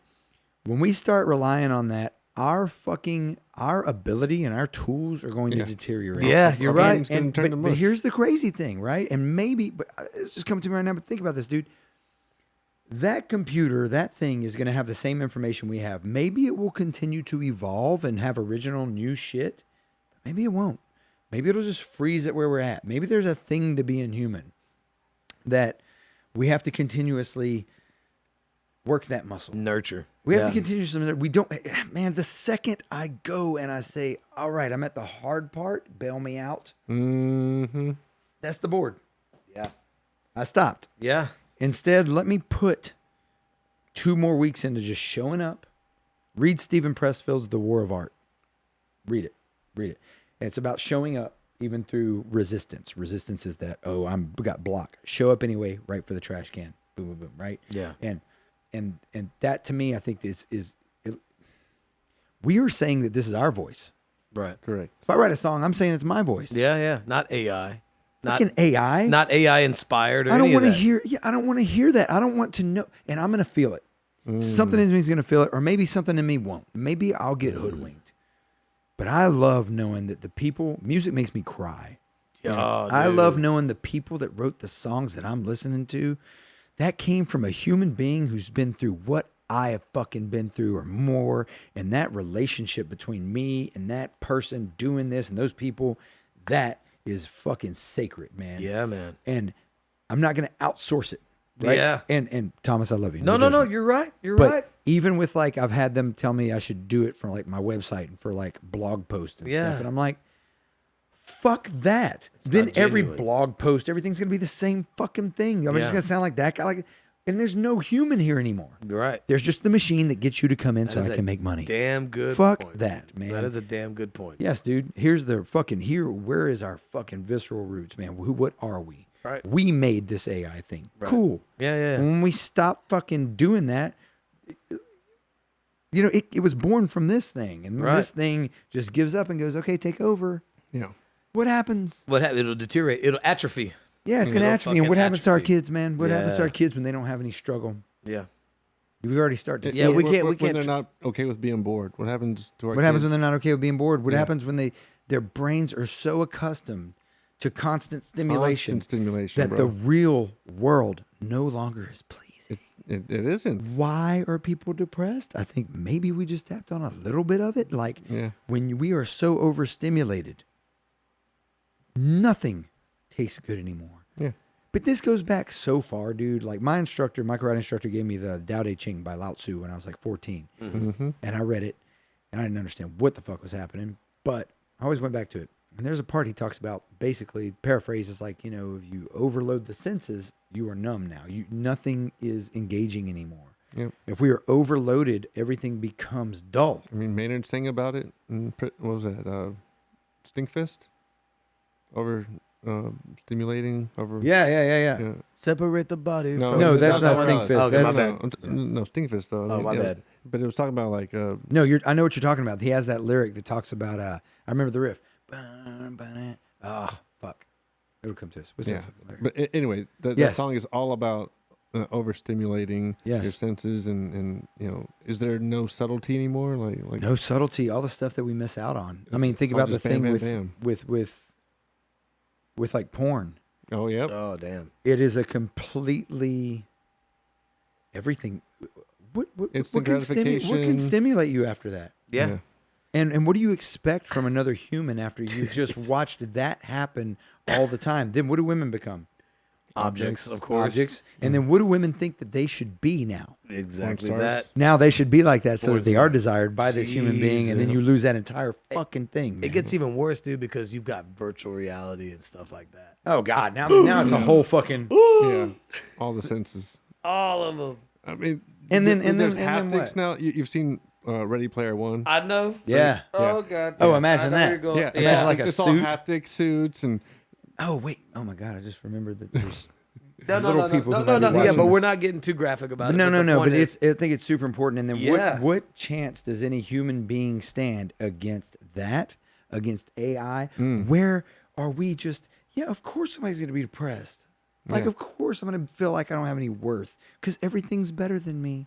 Your filters are better than me. yeah. the Your filters, life yeah. looks perfect, and you write such good music. Yeah. No, you don't. No, you don't. You're looking at a fucking bullshit thing, Right. and you go meet that person, and they have their fucking struggles. That connection, of course, we're gonna be fucking lost, man. Where else would we fucking be? Yeah. Doesn't stand a fucking chance, man. And then how does a person's woman who has to do all this shit stand a chance against all of that, you know? And how does a man stand a chance against the guy next to him that has? My buddy was telling me last night he met a girl. No, it was his cousin. Oh, okay. His cousin was telling him, "Well, I was dating this guy who makes $250,000 a year, but I really want to live in this neighborhood. I need somebody who makes $500,000." And so she like broke up with him. And I was like, "Dude, It's just a tool. Yeah, man. It's just crazy. And look, I say all this shit. I am not immune from all of this, but I'm Sure. seeing every day for me. I want to learn more about the things that make me learn more about my humanity and what choices I have to do better for the people I love. Yeah. You know, to be able to leave leave life and go, all right, man, that was a good fucking ride. Right. You know what I mean? And feel whole. Gave Not my like- all. Give my all. I love my people. Right. You know, and it was and that was the shit, man. I didn't. You know, Didn't there hold was- nothing there was, back, There was man. truth. There was honesty. Yeah. That's what it boils down to. And I guess that's what That's what it something. boils down to. I guess it's what fundamentally, even me, I guess this is me trying to rationalize AI, right? I'm going through writer's block. Let me just give it a prompt and maybe it'll spur the little, like what I said, what he does. He'll write some lines and that'll be enough that I need. Or he'll be like, hey man, instead of starting with this note, start with that note, and I'll sing it from there and completely not necessarily change it, but just compound on top Right, of that and right. make it my own and just make it sound really good, right? Right. And so, I'm over here rationalizing AI as being that tool. It could be that thing for me to do that. You know what I mean? Yeah. But there does seem to be something that's fun, also disingenuine, right? Having a song written by AI or even inspired by AI or used in some sort of way, is it going to have the same effect? Like you said, from someone who has actually really experienced and gone through it, knows how to, capitulate it, articulate it, whatever. And that pain comes out in their voice. that's what I'm saying. pain comes out in their Yes. voice. It's not going to be something that's feel going to it. inspire someone to leave Iran and Iraq and Right. go to Canada and start their own freaking. You know what I mean? It's that shared human experience that will do that. Yes. You know what I mean? And there's- that's where AI falls short. Let's just be real. It- It's it- not it a shared does. human. And there's also an argument for what you're saying right now, as far as we made it and it is our tool, and maybe we can use it to open up our fucking boundaries even further. Maybe it's not completely evil. Maybe it is part of the molting process. Maybe it is an extension of us. We made it. Yeah. So maybe Yeah. there's a whole other side of it. Well, Maybe well, you there's- do use it as inspiration. Think about editing in the studio. Yeah. When I bring my first demo when I was 14, there wasn't shit. The motherfucker was cutting tapes, man. And it was like, and he'd just be like, start over. It was a We went to four-track. It was tape. Dude, that was it. We went Yeah. to Rock Romano's Red Shack, and that motherfucker said, play it one time. You know? Yeah. Drummers over there, we were all playing live together. Yep. Yeah. And there was that thing. But now we can go and they're already auto-tuning, which I refuse to do. But we're already still cutting and pasting.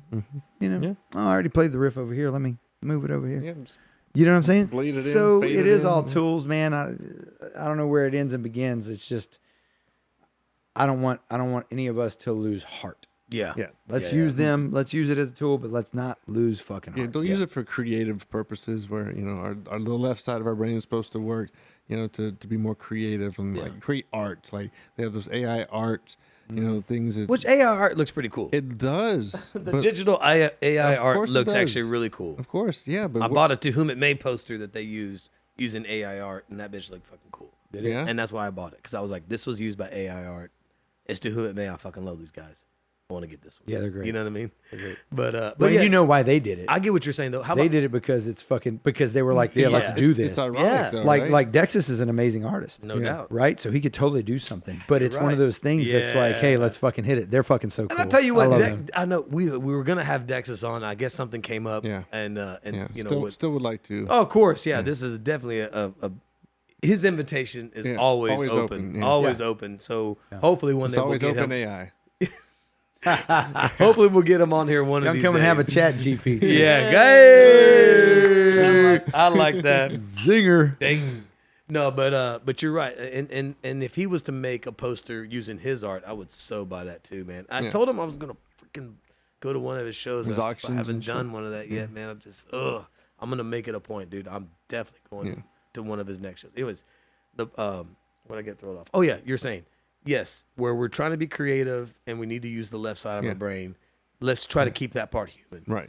The mundane email that you need to Calculated send, stuff, the yeah. mundane Sure. bullshit. Let's maybe let a tool like that Yeah, you know, so take it it'll or free whatever. us I up don't know. to be Free more us up creative. to be more creative. Right. That's and a cool what, thing. And that's what utopian people. society, That's what right? people are saying. AI is supposed to be. Right. AI is supposed to take care of the dull, mundane tasks and free us up for the more creativity task. I doubt that's what's going to actually Right. happen. Probably not. But Yeah, I don't But know. that Sounds good on paper. yes, It sounds good on paper, but I think it's gonna go all the way. But you know what? It'll swing all the way, and then it'll come back. It's a Fucking knows. pendulum. Yeah. It's all, yeah, man. I don't know. Have you seen the AI beer commercial yet? No. Oh, yeah, dude, it's an AI Mikey, movie hook commercial, hook us yeah. up. AI beer commercial. No, Pull up I some And haven't. AI there's even the AI movie. You showed Movie it to trailer? me. Yeah, Yeah. the movie trailer. Yeah. It was like the Great Gatsby Great Gatsby- looking the Great thing. Gatsby. Yeah. It was the great. fun. Oh, it was weird, It bro. was so I haven't It seen was anything But like here's that. the thing: it's gonna get better. Look up AI beer 'Cause commercial. Right now, it's still kind of sloshy. Yeah, like, yeah, The yeah, animation's yeah. still kind of like weird, and there's too many fingers or too many teeth or whatever it Yeah. is. Wait, the whole thing is AI made. AI like made. like Here it the- is. Here it the is. Video. There, that's the second one. That one there. Wait, these people aren't real people. These are not No. real people. This is AI shit. Check Hold this on, out. stop Check- before you play it, man. Okay. Well, we got the commercial to always go through. The obligatory commercial. Yeah. What? What's up? So you have AI picture still frames, of course, art, right? All this is a AI moving picture. They animate actual people. people. So these aren't like Actors. the AI didn't. Well, hold on. The AI didn't generate these people. These are real people that No. are being manipulated, So- right? Like well, this. hang It's on, all AI generated people. What's So these aren't like They I don't look at one of these exist. one of these people, They don't and they're not a real exist. people. They're a I don't fucking think they're real. composite. Composite, essentially. Yeah, they take images from all over. from whatever. all over to create? Okay, yeah. so This is either what way a we person fucking should look slice like. it, these are pieces of people put into Sure. something. It did not generate something original. I mean, no. It took parts You and put can- it together. Yeah, you can argue. that Which you can nothing's- argue nothing. Yeah, I get Well, nothing's just original. check this out. You've seen beer commercials, so check this out. Tell me Okay, what you yeah, I'm think. ready for it. All right, Alright. watch it. Sideways triangle, brother. I'm fucking with Mikey. And then unmute. Unmute that bitch. Uh-oh. All right, start it over. He's All got right, it. Unmute. It's okay. So first go with this. So. First go.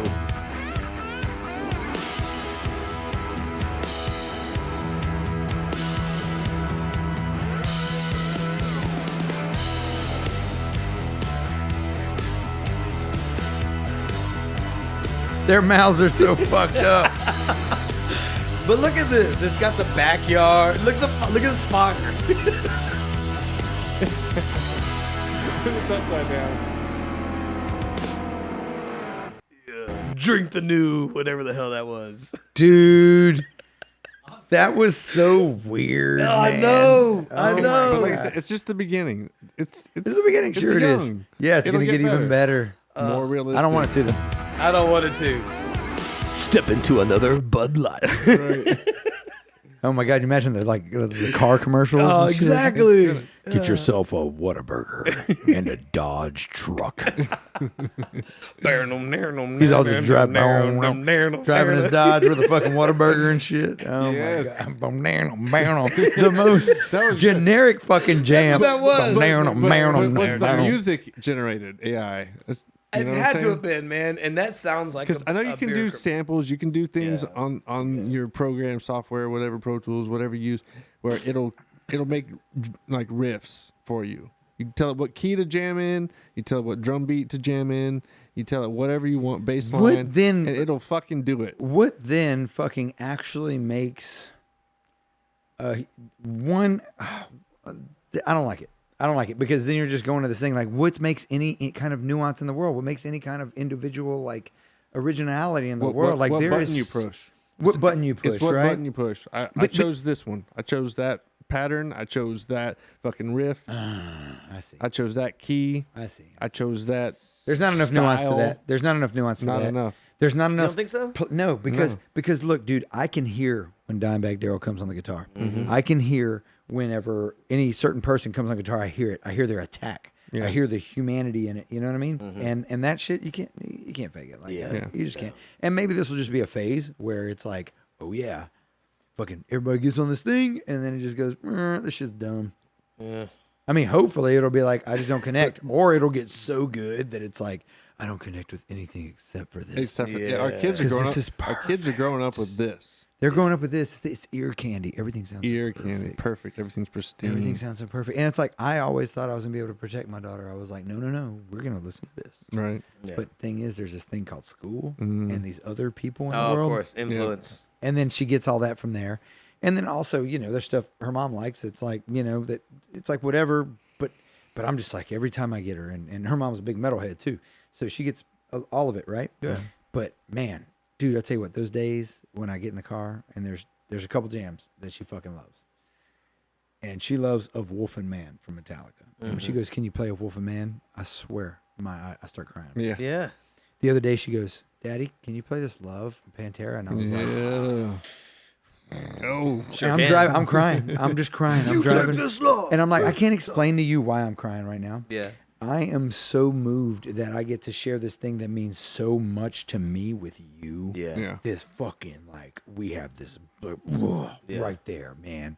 Like, I'll take any bit of that I can. Of course, and you should obviously nurture that as much as you can. Over the weekend, we had Zoe's friends stay the night, right? And them two were off on the computer, and they were looking up things, right, on YouTube, songs, music, Right. and they put in "Psychosocial" by Slipknot. I was like, what? Hey. I was like, right on. And then they got Nirvana going, and then they got like just other music that we listened to Yeah. growing Roll. up. And I looked at my wife in the kitchen. I said, the cycle repeats. Like, Yeah. look at this. Yeah. Like, they're 11, 12-year-old girls, and they're listening to the same music that we did when we were that age as well. Yeah. Look at the cycle repeating. And The- we're yeah. definitely going to encourage that and nurture that. You know what I'm Fuck saying? yes. The Like, crazy water thing that plant.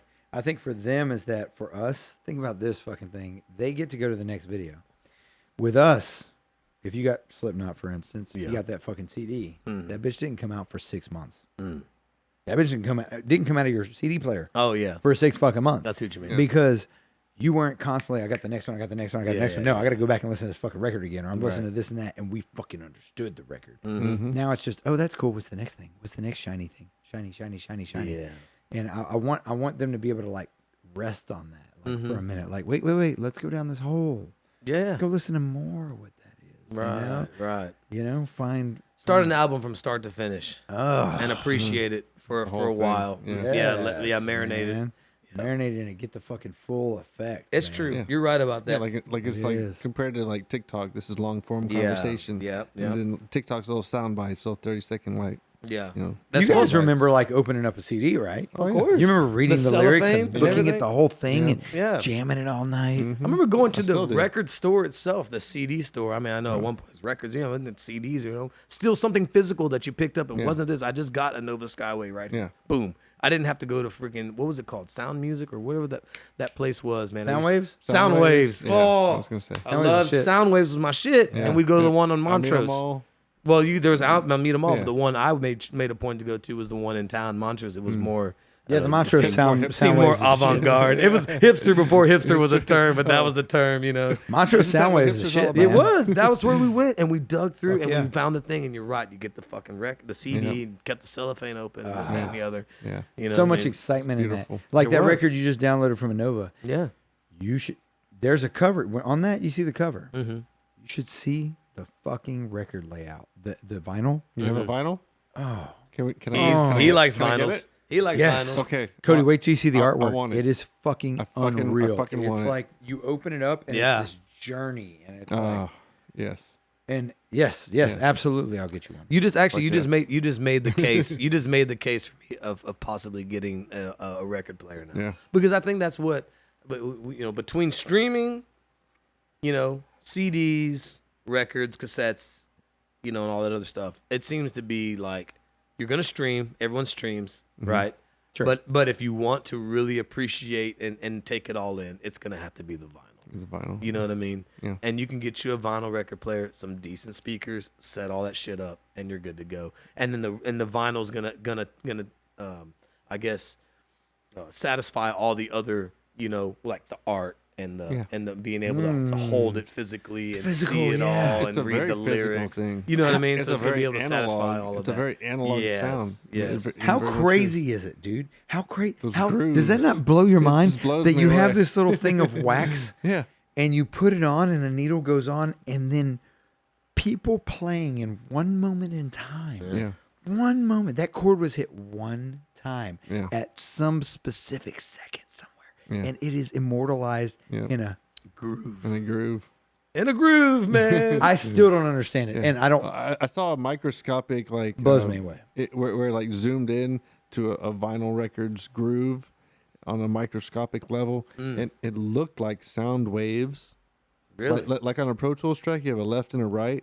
Oh, Well, the yeah. groove itself is like a V, and the left side and the right side are literally fucking sound wave looking fucking grooves. That's And wild. when the needle goes in between them, it fucking vibrates like that.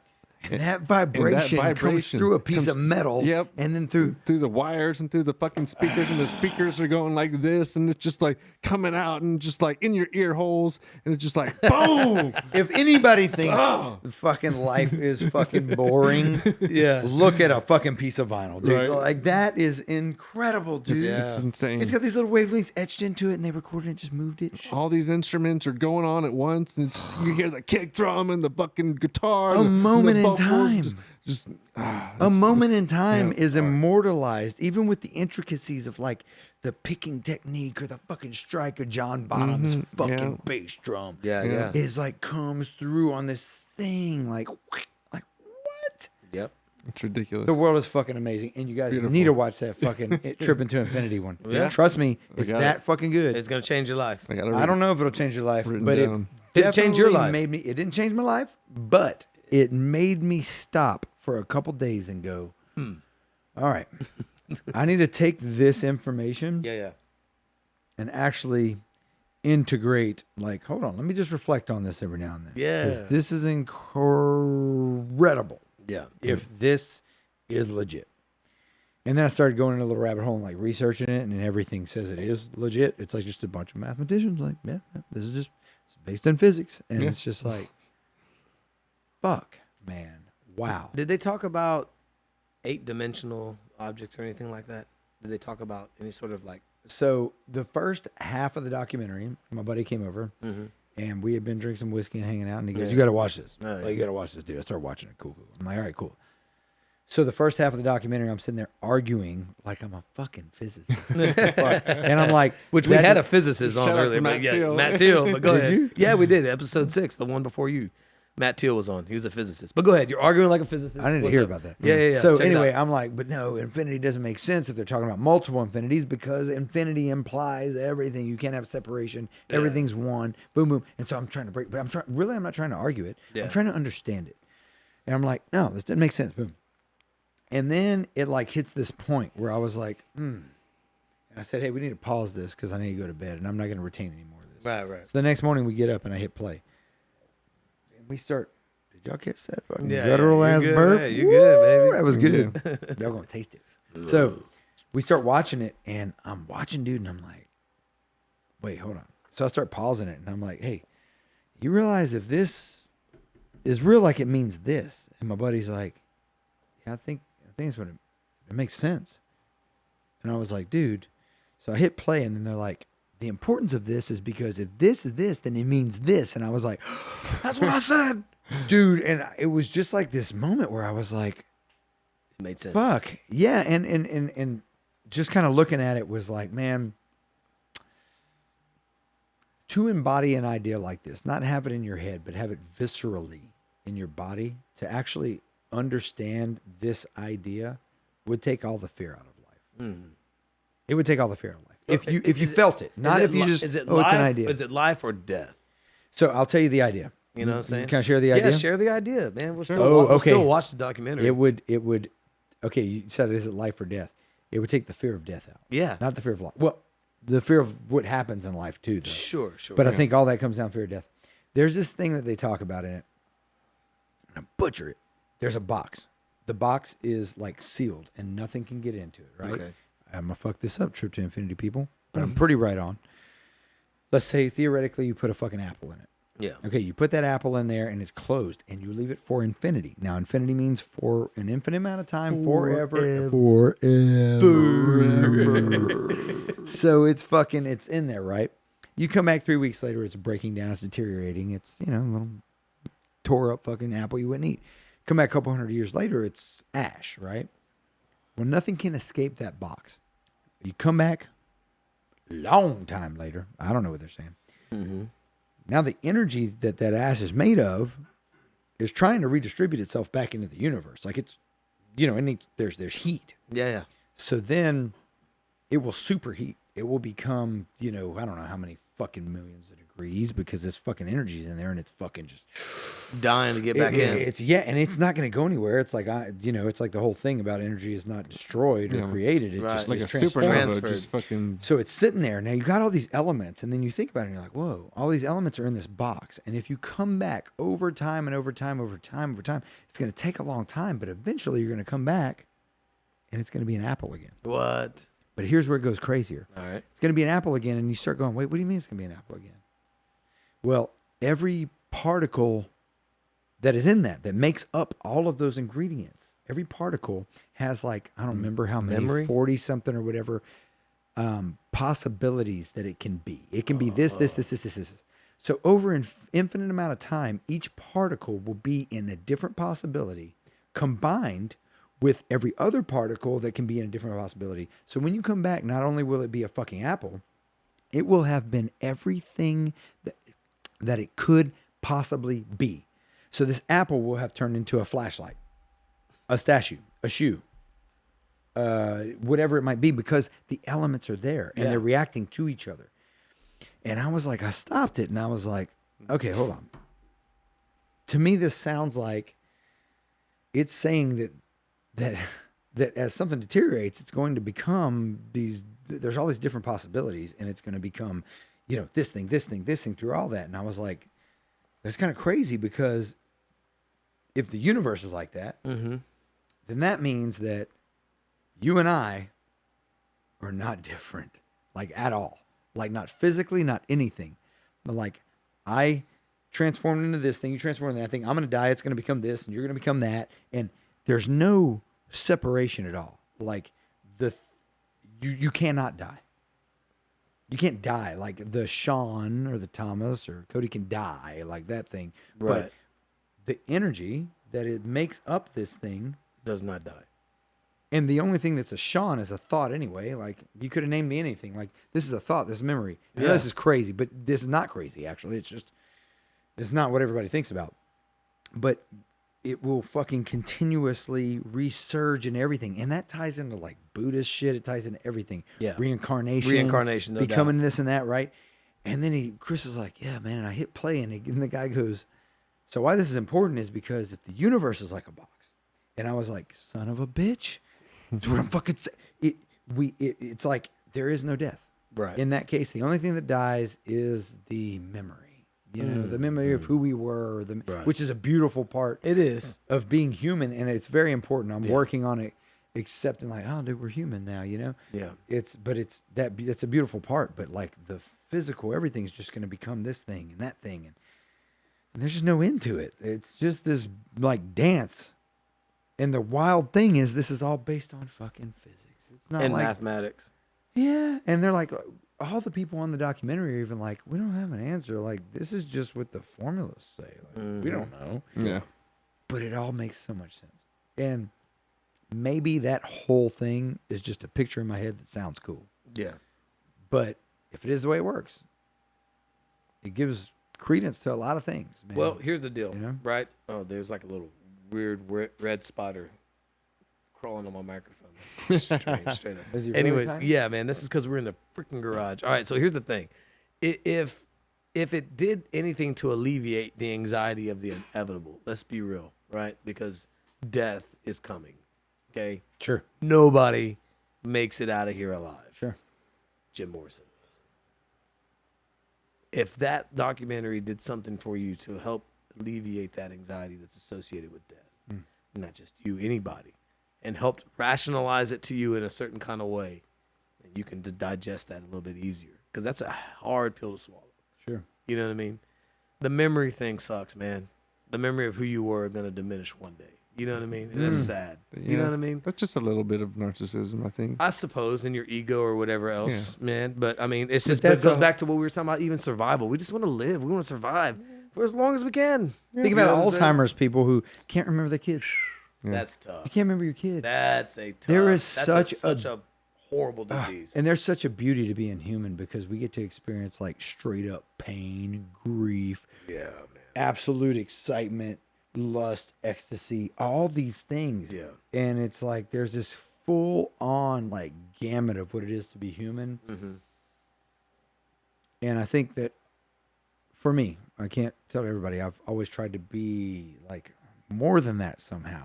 And it's crazy. It's like, no, just embrace that I have these, we call them flaws. It's not a fucking flaw. What is a flaw? Oh, that's wrong? No, it's natural. Mm-hmm. You know, you're a part of this thing. And so, yeah, what you're saying about like the memory dying, that's like, fuck, I'm going to be gone. You know, and then my kids are going to, eventually, a few lineages down, man. They're not like, gonna remember. They're not going to remember. I don't remember my great grandpa. Right. I don't know anybody past my grandpa, right? You know, like, nobody past And that. nobody does. That was No- the beginning of the bloodline. Yeah, far as unless I'm it's written concerned. down in a book, a history book, no one remembers anybody 5, 6, 7 generations back. Right. Yeah. But the whole thing just happens this way. There's nothing we can do about it. Like, No, there's nothing. There's amazingness to it. It's like, let's start to find the beauty in this thing. Let's start to find the beauty in this temporary existence that we have, No doubt. where it's like we get to be here because doubt. yes, dude, I never want to forget my baby girl. Mm-hmm. You know, or some of those things that are just like so beautiful and just like, man, this is life, man. And we have to be but what comes with that is pain. Oh, yeah. It comes with it. You don't Yeah. get the one without the No, other. you don't, man. You really don't. Because even if yeah. you lived a pretty decent existence, right? I don't say sheltered or whatever, but just a very blessed existence, devoid of any sort of crazy tragedy and trauma, there's going to come the time when you're going to have to separate. You know what I mean? And Yeah. that in itself is going to be painful for everyone involved, Yes. you know? Yeah. For you and the loved ones you leave behind and everything else. You know what I mean? Yeah, man. That might, you know, and if that's the only traumatic thing that people go through, then that's a life well lived, I suppose. Sure, it Because is, there's a man. lot, You're there's right. a lot of other things out there that can really affect. You're right, you know. and it does give an immediacy to. I can't say this from these are my words, but they are at this point. But they were definitely influenced by a talk that Sam Harris gave talking about death, Okay. and he talked about how death gives this immediate importance to life, this immediacy. Yeah. Like if you really accept that death could happen any moment, then it's not later that I get to do this. There's an urgency now. Yeah. Right now. There's a fucking now that's like, this is special. This could be the last. And that gives this like beauty to life that Yeah. eternal life with all that shit yeah. doesn't give. Now, I think this is kind of crazy because maybe eternal life in our religious minds and everything is I am going to live forever. The me, the my idea, Sean. The memory of Sean. Sean's going to be hiking up there Yeah. and doing his thing. But instead, Sean disappears and I just return to everything that I'm already a part of. Right. And that is eternal life. Like there's no Sean, it's just the whole. Yeah. And imagine if everybody could actually on the earth viscerally feel, be like, it's one thing. And you looked at the person next to you like, you're my arm. Yeah. You're an extension of me. You're not somebody I'm up against. What would that world be like? I heard a theory. What the fuck? I don't know. It was a weird theory, but okay. Imagine that reincarnation doesn't only travel linearly, right, and through time. It travels across time, right? So it's not like you die now and you get reincarnated as a bug a few days later, but it's more like I die now and I get reincarnated as a person 20 years ago or 100 years ago, or it's kind of like quantum leap almost. That would say, oh, I love that. You know show. what I mean? But When I was a like, kid. but like, yeah, like you die and you live as every person on the planet. So everybody is literally the same person living as The another different person. life. Yes. Yeah. So I am you in a different, universe or timeline or whatever it is. Yes. You know what I mean? Yes. It's- But it's kinda cool. and here's the crazy thing is that different universe, that different timeline can't be separate. It's No. one thing. Yeah, it's all the same. So we're the same person. But Exactly. But imagine being able to like not just have it as an idea, but feel it. For me to look at you and be like that, to where that wall's like gone. Yeah. Mm-hmm. Nobody would be fucking hurting each other. Right. I don't know. I don't know. You wouldn't I don't- hurt yourself. I have no I mean- idea what it'd be like. You wouldn't hurt yourself. You know, You'd That's hope one of not. those in a things perfect too. world, yeah. that's one of those things too, is realizing that, you know, every person has this importance. And I think a lot of people might give a lot of their life to taking care of other people. And that's beautiful. It's fucking awesome. But there is like your cup runs out. Like your life is important too. You got to take care of yourself to be able to fucking fuel that, man. No doubt. That's a little side note, but yes, dude, absolutely. That's fucking wild that it's all one thing. Yeah. And like physics and everything points to it now. Like Yeah. it's like, guys, this is what's happening, but we can't feel it completely. The guy that cuts me off, I still want to like, you're a fucking idiot. Right. And I practice. I'm like, this guy's a fucking idiot. And then I think, oh man, maybe he's just cruising. Have I ever just been cruising? Yeah. Have I ever just been accidentally- like, you know, I'm going 30, man. It's just what I'm doing, and I pull over here. Oh, whoops, my bad. And then I go, I did the Yeah. whoops, my bad. Did he Yeah. just go oh, sorry, man? Yeah. Did he do the thing? No, hell no. He said, "Fuck you." You son Yeah, of a no, bitch." he's just a fucking idiot. Yeah. You cut me off. Maybe his dog just died that morning. You know, you never know Yes. people's shit. Yeah, there's. But a this lot of comes things. with being a fucking human, Yeah. and we have Yeah. to accept that this is a Or- part of us. Let's and take then, it to one more degree, and let's say time, or let's say reincarnation doesn't just cross time, but what if it crosses galaxies? What if instead we get reincarnated on another planet? I love that thought too. You know what Get I mean? ready for I that. love that thought too. Why I is love it that bound? thought too. Why is it bound to Earth? Yeah, it shouldn't be. Like why? Yeah. Trip into infinity. They address that. Nice. I'm so glad they do. Because You you need have to to listen to it, dude. Logically, you You need have to watch to. it. Right? Yeah. They talk about like copies of people, and it's not just like in other times or dimensions. It's actually across space. Like Yeah. there's this infinite amount, and there are all these copies of you and all these different things. Dude, yeah, you got to check it out. You'll love it. You'll love it. You'll love Okay, it. we're gonna watch. Cool. Hey guys, I wanted to ask you guys. I wanted to get one more of these drinks. Okay. If I could, I was Yeah, going of to go out course. and make one. Yeah, yeah. You guys cool with jamming Yeah. another video? Let's from, do it. While we do that? Let's do Nova Skyway. What's the other song? Translucent. Cool song, man. It's the Translucent. yeah. It's a good fucking jam, and any of the 5 Yeah, people just- watching. You skip ahead. Ooh. Oh, there's actually a video if you want to pause it. Yeah, let's go back. Let's look for the. But see that video. fucking album art? You got to see that fucking album art, dude. Good album. That guy's the guy who did a couple of the Oceans records. He's done a bunch of shit. He's amazing. Yeah. Yeah. All right, man. So this is a good song, man. Check it out. Thanks, Mikey.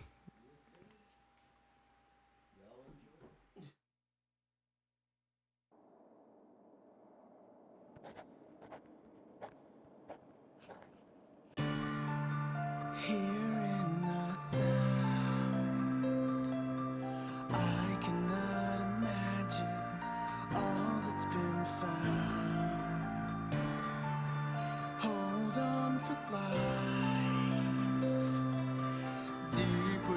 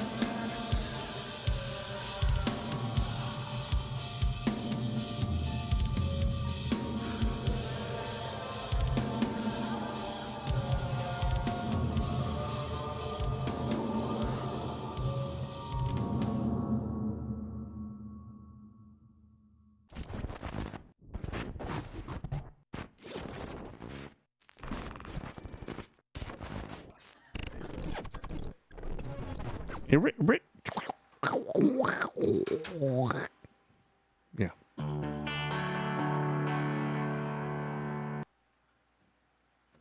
It's more Nova Skyway. Good shit. How do y'all do your videos? Skyway pre Sean. That song right there that was about to come on Yeah. is pre me, Okay. and that is my favorite song to play live. Oh, really? I told the guys before because we used to play. Are we on right now? Or We just are. talking? yeah, we're live. back on. So I told the guys before we got into the band, I said we got to play Flutters, man, because when they would play with us at Ocean shows, we play together or whatever, they'd play this song, and I was like, look, that's the fucking song. That's the one. That fucking song. The end of that fucking song. Yeah. The riff. Every time they play it, I'm like, dude, I just want to play that fucking riff on stage. It's the end And then riff. when I got in the band, I was like, we're playing this fucking song. They're like, yes, and we've been fucking playing it. Mikey, dude. skip I us to the end riff. Find us the end riff real quick. Oh no, it's got to be in context. It Oh, it really? won't make Okay, sense. it won't make sense. Okay, Well, you know all what? right, It might. If I don't know. It's a development. Okay, no worries. The no song worries. is progressive. There's 8 development. minutes long too. That's Hey, but- Oh, it's long, but dude. here's what I think is cool. Nova Skyway and Oceans used to play together. Yeah. We used to play shows together, man. Absolutely. Like Yeah. so, back in the day, they were in a band. A couple of the guys in the band. The singer and the drummer. Yeah. They were in a band called Blood Void. You guys remember Blood Void at all? No, not at all. So man. Lao Tzu and Blood Void and a couple of the other bands used to fucking play together all the time. Like that was our fucking circuit. Like we'd play fucking Fitzgerald's, we'd play here, Injury, Walters. Walters.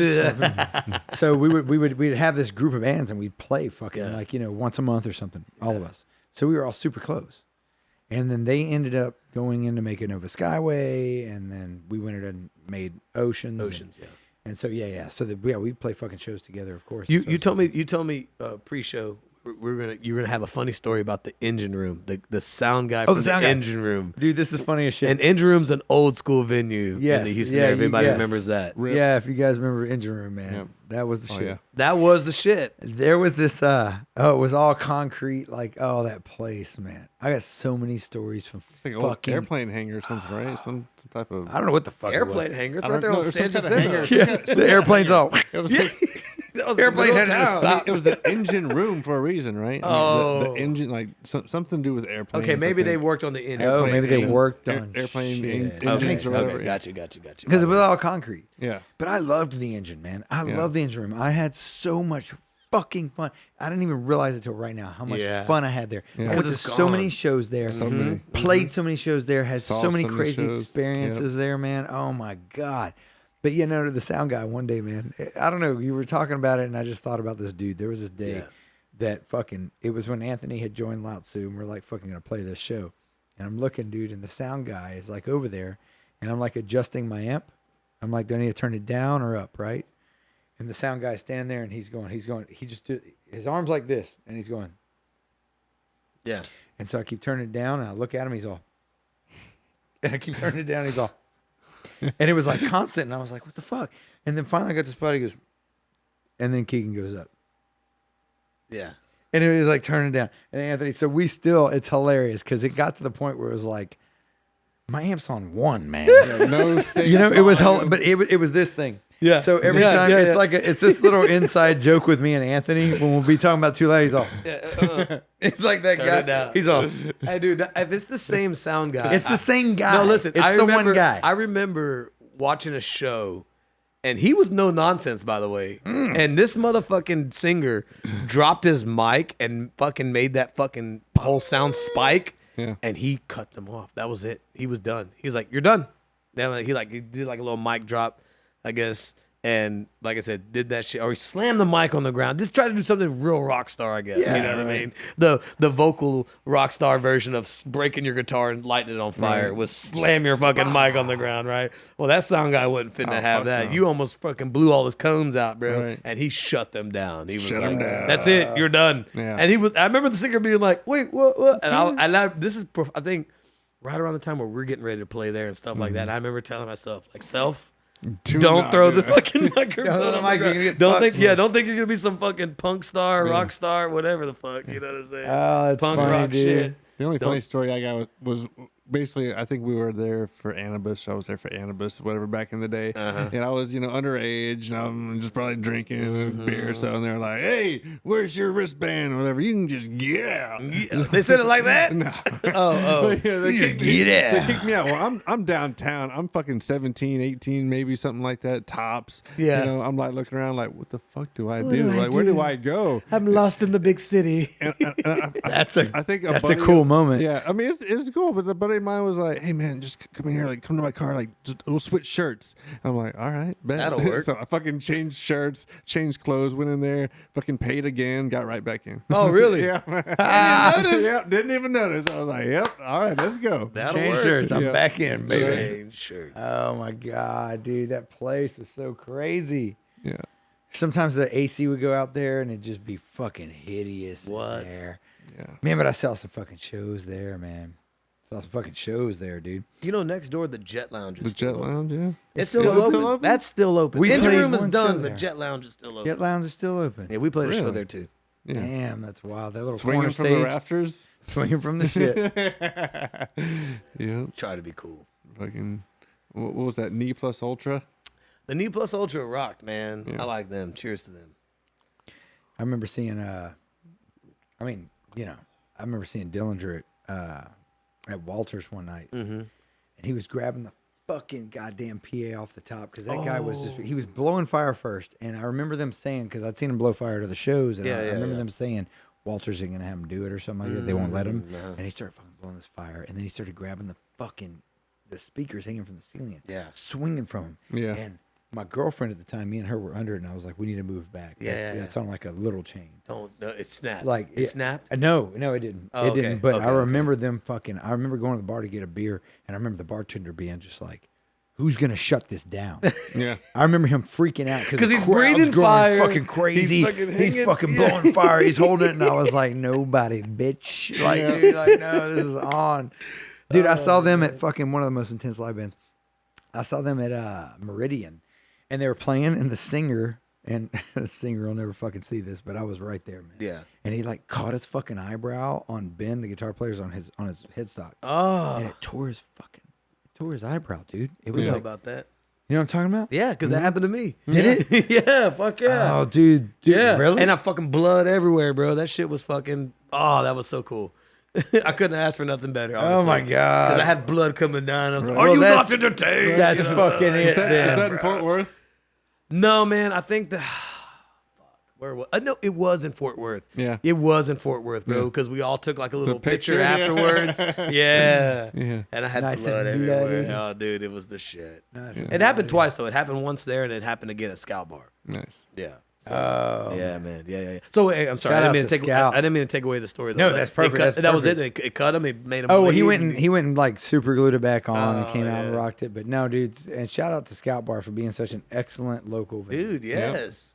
Thomas, what a guy. Top notch. Dude, yeah. Thomas, what a guy. You know, you're crazy about Scout, dude. We were on tour with The Hunger? Insomnium and who else was on tour with us? I forget. I think it was just us and Insomnium and then whatever local bands. Oh, okay. And we're going through, and we were coming through fucking Houston. Yeah. And I told the guys, it was before we even got to Houston, and the dude was telling me, one of the guitar players was like, "Houston, we're playing Scout Bar," and I said, "Yeah," and he goes, "Oh," and these guys are from Finland, and they're good friends of mine. I love these guys.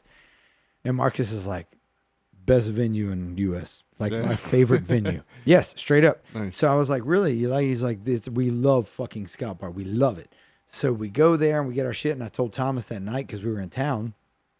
I was like, "Hey man, these guys fucking like, you have a reputation overseas, like for being like one of the best venues. Like people just love it here." And he's like, "Oh great." And I know why. I know why. It's not because the venue is the best venue. It's not because it's how Thomas treats people. It's how right he does people. In my opinion, man, he has done us so solid all the time. And when you go to Scout, if you're headlining the show, you've got your little room.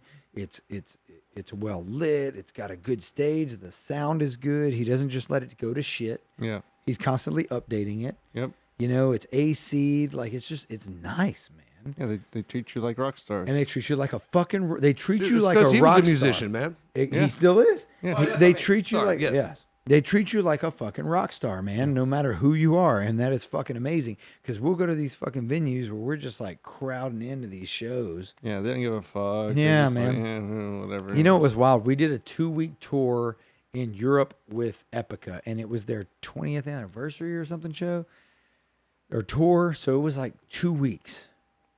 And every show was fucking massive. Every show, the green room had full on spread of food, laundry, like you could go to your washing machine and wash your clothes, go get your food, go do this and that, get all. It was fucking amazing. Yeah. And you go out and there's just these giant crowds, right? Mm-hmm. And then, like, 2 months later, you're playing a little show at fucking Scout Yeah. with a couple hundred people. You know what I mean? It's so fucking wild of a dynamic, man. Wow. It's crazy. But shout out to fucking Thomas and Scout for what they do, because they are an amazing venue here, man. Bro, they're going to be around for a long time. Yeah. And Scout Bar. He does it right, dude. He cares. Yeah. He fucking genuinely cares. I talk to him all the time, and Yeah. we have these conversations. He's the real deal, man. So I'm curious, man, because, you being a business owner, and we kind of broached on it a little bit earlier about USA Karate, obviously having gone on past Mike Tucker. Hopefully Inner Fire has something like that too. But will Scout have the same? Would Dan's have the same? Would Scotty's Puff have the same? Right, that's interesting You to know think what I about. You just brought up 3 really good ones. That's You know what I mean? that's really interesting, man. I don't know. We'll see. Time I guess will we'll tell. see, right? Time will tell, of course. Time will But tell, I'm man. curious, Well, if, and not to say that Thomas has to die in order for Scout Bar to, dissolve. But what if Thomas was ready to retire one day? Yeah. What if you're ready to retire one day? I'm sure you One will day, be. yeah, we're all gonna be old. Yeah, and- you're gonna be like, hey, it's Like, 65. I'm tired of this. I'm good, I'm Let's good. go. I think about that with my instructors all the time. You know? Like, my instructors don't want to be on the floor until 9:30 every night. They're going to have kids. They don't want to be on the floor teaching until 9:30 every night. I need to find a way to elevate them, to bring up more instructors Yep, who yep, can yep, teach yep. more, and we can spread this, and it can be that thing where it's that time in your life you can transition to that, and still be effective in what you're doing. So I'm with you. That's a big part of my goal, man. I feel like it's a mentorship too, because Oh, but just what I hear too, right? super mentorship. You started out as a student instructor, so to speak. A lot of your instructors now were previous students, and All of so them. that's how that Yeah, probably that's how that cycle continues. yeah. Maybe it'll be the same for Scout.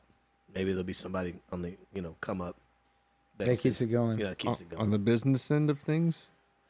Because you have to be a businessman at the end of the day. I suppose so. That's a hard one for, You got to for be Thomas in the man. scene. He's so immersed in the scene through his connections. It's hard to say, okay, this is my new protege. This is who your new point of contact is.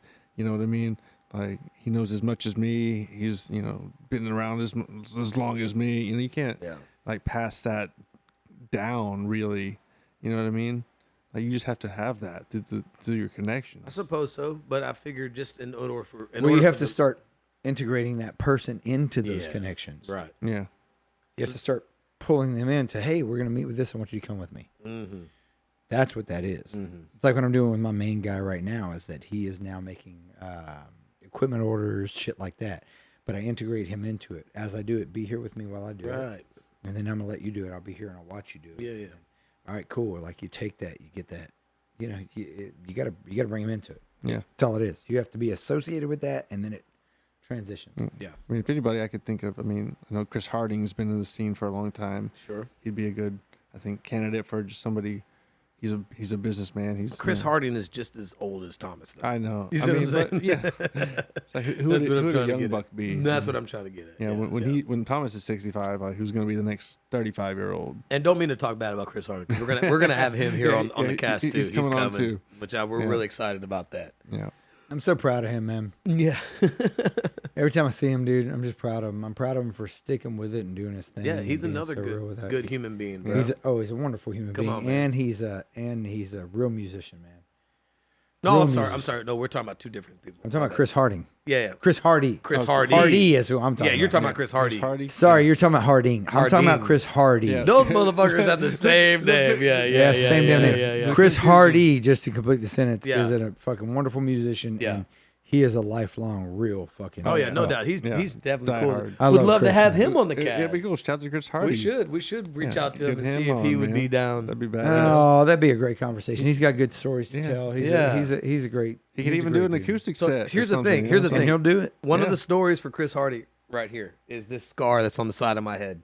Yeah. This was when Chris Hardy was a guitar player for Prototype 13. We were playing at we were playing at the Balinese room, and I took a fucking glass beer bottle in the mosh pit and fucking smashed it over my head. Wait, over your own head? My own head. You gave yourself I did that this to scar? my fucking The scar. self, man. This scar that's been a part of Ended my up in life fucking, was it UTMB for fucking years Galveston? now. Or Yeah, what was no. Well, we tried UTMB Galveston. This is Mardi Gras. Yeah. So after like the 7th gunshot fucking victim, we were like, I'm not gonna be here. Rabbit took me there. Oh, yeah. Yeah. Jimenez, fucking Robbie, Robert Jimenez, Robert yeah. Jimenez. We called him Rabbit. Anyways, and I was like, dude, just take me back to my Jeep or car, whatever the fuck I was driving at the time. Take me back to my car. I was like, there's no way I'm gonna be seen here, even though I have a gaping fucking head wound. But yeah, we went back to Southeast Memorial and got checked out there. Saw Lane. Lane had pneumonia. Lane had pneumonia. And I was like, he Lane, we played just played a show together. What are you doing here? He He's played, like, what are you the doing show- here? He played the entire show at Balinese sitting down in a chair. Yeah, man. Because he had pneumonia. He was sick. He We was didn't realize so it. sick, bro. And he played the show though like a trooper. And Yeah. none of You us. bad motherfucker. Yeah, he's Get a it, bad- baby. dude. There he was. He was like, I have to play. Anyways, yeah. And I'm there because I fucking bashed a beer bottle over my own head in the middle of Prototype 13's mosh pit. Oh my god. And I remember Chris Hardy. I remember telling him about that. He's like, "Dude, what do you take a picture of it? We're gonna post it on MySpace. And we're gonna be like, this is what Prototype 13 music does to you. Right. It makes you go crazy. Nobody wants to listen anymore. Yeah, right. Dude, there's right. a thing with music. So the other night, a few months ago, I fucking some shit happened with my arm. It Yeah. started like I couldn't pick anything up. Like I couldn't pick a fucking a gallon of water. Yeah. My shit would buckle, and then my arm started shrinking. Damn it. I was like, what the fuck's happening, man? And I couldn't sleep. It was like weeks I couldn't sleep. I had this pain. I went to multiple treatment things. And then I found this chiropractor that I'd known about for a long time, and he's also a strength coach. He's now my strength and conditioning coach. Yeah. Writes all my workouts. I go to him, and he gets me right. Gets my shit right. But here's what's crazy, because this comes from the bottle on your head. When all these years after that guy I mentioned earlier told me, you need to move more, Yeah. Yeah. right? Yeah. I went all the way. Fucking heads going. Every show I get up, I could barely move my neck. Yeah. I'd be like this, right?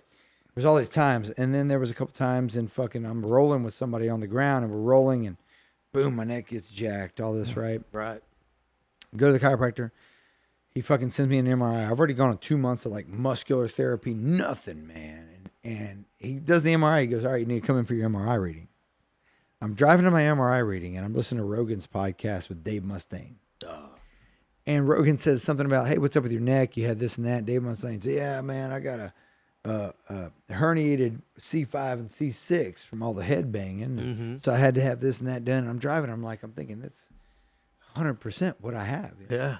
I get into the fucking chiropractor thing, and he's like, so you got a herniated C5 and C6. Straight up, dude. And I was like, I fucking knew it. I didn't man. need you. Dave Mustaine told me that shit. Dave Mustaine told me that. I didn't fucking need Yeah, to pay you bitch, nothing. get outta here. God damn. Oh, he's he's still the gonna best. bill you. Dude, so he's got me like fixed up. He put me on a whole protocol, my workouts to fix it all up and shit. But what you're talking about is like the other night, I've regained function. Yeah. Like I'm probably at like 95%. Like I can lift with this arm. It's not as strong as this one, but it's almost there, and it's coming back. Yeah. Been sleeping, all that. Friday night, not this Friday, the past Friday, we go to see Gojira and Master. Oh, goddamn, man. yeah.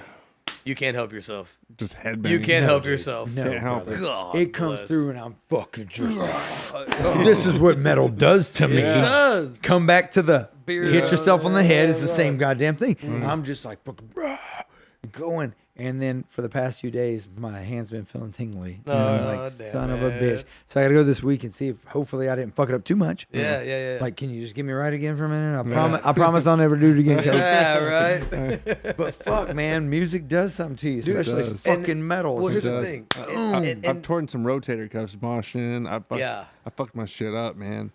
I tore my shit up. I mean, doing some other shit too. But I mean, yeah, my shoulders are fucked. I think it's something to be said. When you headbang, Yeah. and you're sore the next day, they call that a bangover. Oh, A bangover. I've never heard that. A bang I've over. never heard that either. I like it though. You get a bang The over. king of Got a bangovers. bangover. Oh You my ain't God, lying. a I've had some bangover. bangovers. Yeah. That's for damn sure. Some bang over. You're that's for damn sore. sure. Shit. You're stiff. Yeah. Can't move. Yeah, You're just yeah. like, oh, Stop it, guys, right now. If anybody's out there and you're young, if you're younger than 40, stop. stop it. Just like find another way. I'm gonna find another way. Well, see, that's what I was going I'm to just say. gonna start I stopped elbowing. No. My That's what I was going to moshing say. days are over. Hold on, that's what I was trying to say. It's done. Is that when you were young, Yeah. you had your prime moshing days. Yeah, so you many. did it. You fucking got the T-shirt. Yeah, You know what I'm saying? yeah. Now we're at an age where we could possibly bow out. You know Yeah. what I'm saying? And still save some face and gracefully. reputation. You know what I mean? And not Come be on, a man. fucking cripple as you No, grow up. exactly. Yeah. Because you don't want to be a cripple from fucking headbanging, bro. Come on. Yeah. I remember. sucks. I remember one of the last pits I was in, and there's some ego and there's some bravado and there's some all this stuff into it. You know, there's the show on stage and then there's the show in the pit, dude. Right. And you're like, you want to be in the crowd There's Seven participation. Dust. It was Yeah, Seven Seven Dust, Dust, and I remember yeah. I was The fucking Warehouse, moshing my yeah. ass off, and You to got the point to where fucked. I threw up. You You know threw what I'm up, saying? yeah. They're like, you're out You of got here. And kicked I was out, like, yeah. fuck you. I don't care. Yeah. And on the way out, though, you know, I'm over there by the truck. I'm cleaning up, and one of the guys comes up to me, and I'll never forget this. This is the way he said it. He was like, I saw you in the pit, and I got this big black cross back tattoo, so it's real easy to point me out. Yeah. You know what I'm saying? With the shirt off and all that. And he's like, you were the alpha. And I was like, yeah, I was the alpha. I'll you take mother- that, I will motherfucker. take that title, no doubt. I was the alpha. The little bitty old me, you know, like, Right. "Ugh," you know what I'm saying? 5'9", Yeah, buddy. 7, 5'9", with my boots on, but whatever. Anyways, that's what I'm saying. That was all, Yes. and that actually lifted me up more hearing Yeah. that. I was like, fuck yeah, thanks, Fuck dude. yeah, it's the Give me a shit. hug. I love you. That's the way to You go what I'm out, saying? you know? Yeah, That's the exactly. alpha. The alpha. The alpha of the You know, night. I've been, you know. So what? You know, Knighted. crown that night. I'm put good. that well, I'm like, good. there's I'm the- good. I'm good. I don't have to mosh anymore. Is what I'm Right. trying to say. You know what I mean? Good. You It's put it well. There's the show on stage and yeah. the show in the and pit. the show in the pit, bro. Because here's the thing, I don't remember nothing from that Seven Right, Dust show yeah. of Seven Dust. You don't. Right. You don't. You remember where you were. I just remember being in the pit trying to survive. You know what I'm saying? And be the alpha, I guess, whatever. But the point is, like, Yeah. I remember after I got kicked out or whatever, and I was in the parking lot, I was like, I don't remember seeing the show. Fuck, that sucks. That sucks. It wouldn't be the first time though, you know what I'm saying? Oh, it wouldn't be. Oh yeah, you forget a lot of them. Yeah. Yeah. There was I went to a fucking show to go see Super Joint Ritual and Skin Lab, and I don't know if you guys ever listened to Skin Lab back in the day. No, Yeah. oh, I got some good Skin Lab records for you. Okay. They had a few of them that were really fucking awesome. Then wasn't my thing, but yeah, dude, Skin Lab was like slated in like '99. A lot of the magazines were like, "This is the future. Like this is gonna happen." So I went to see him one at Fitzgerald's, and I was like, "We gotta check him out." So we went up there, and I was like, "Oh fuck, they were bad as fuck." Anyway, they were playing with Super Joint Ritual, which is Phil Anselmo's Yeah, I was gonna other say that's band. Phil's side project. And we went to fucking goddamn San Antonio, man, to see him. So we're at this fucking venue, man, and we're fucking going at it. And I start fucking moshing, and this dude looks at me. He's this big motherfucker. Oh yeah. And he's like, he looks at me like, We're gonna we've do been it. moving people. Yeah. Now it's me and you. It's And time. I was like, well, okay. Let's go. I got my fucking karate guy. Yeah, yeah. I run at this motherfucker, dude. He hits me so fucking hard, dude.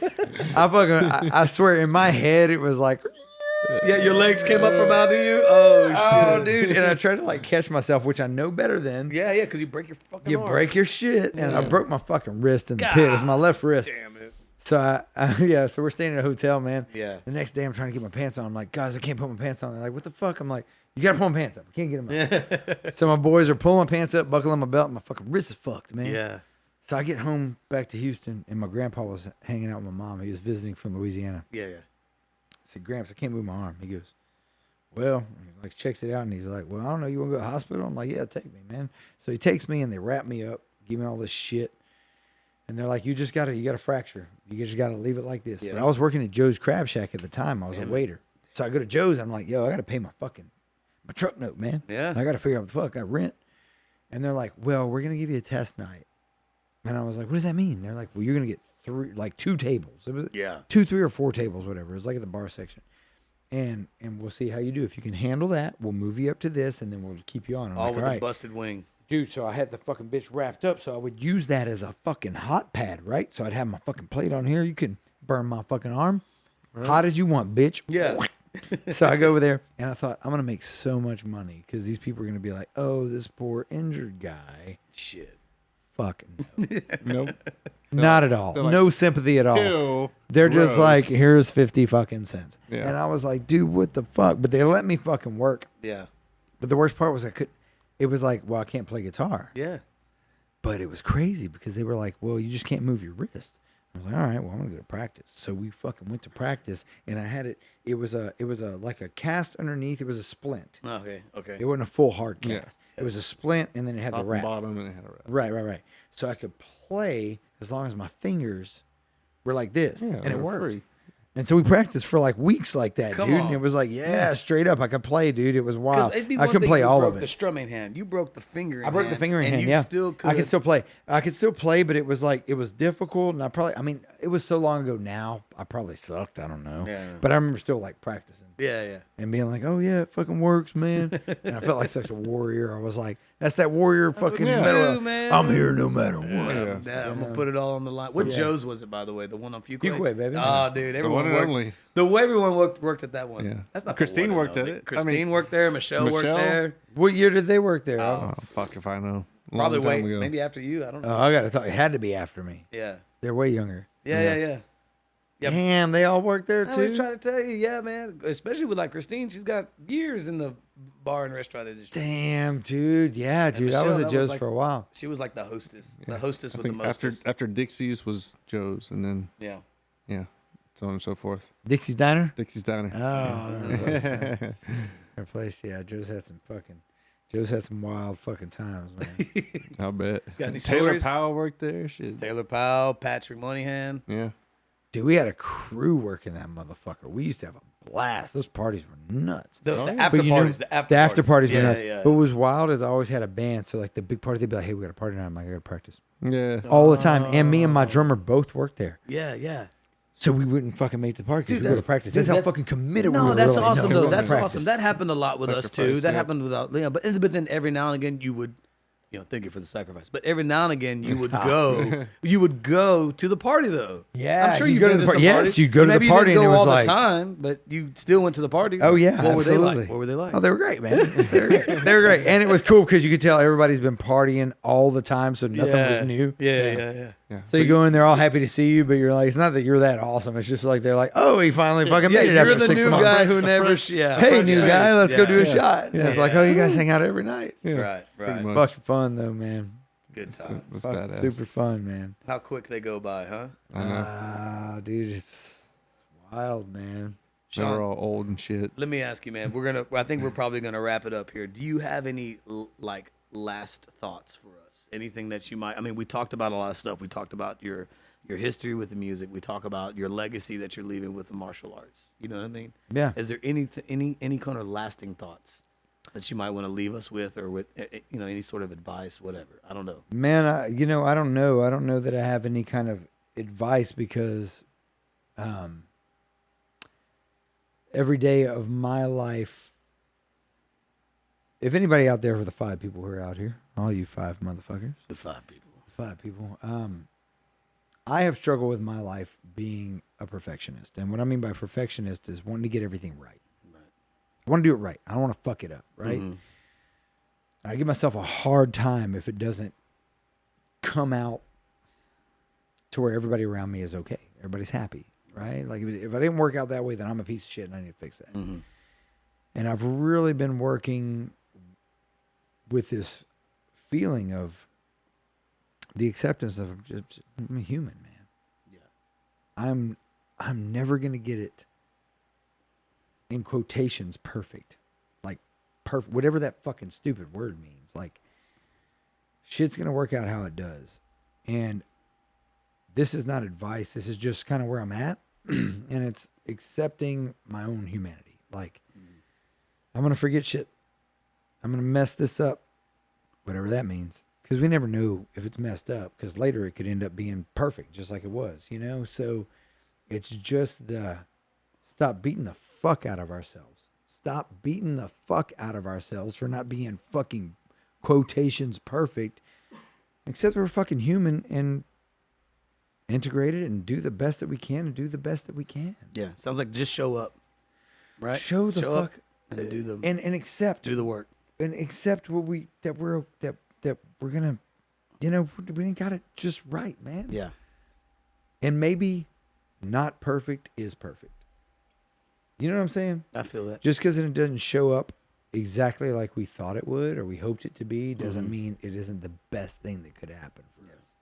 And so, I mean, that's it for me. It's not any kind of advice. It's, I guess, where I am currently and what I've been thinking about, what I've been feeling in my life, how much shit I've given myself for not doing it all right.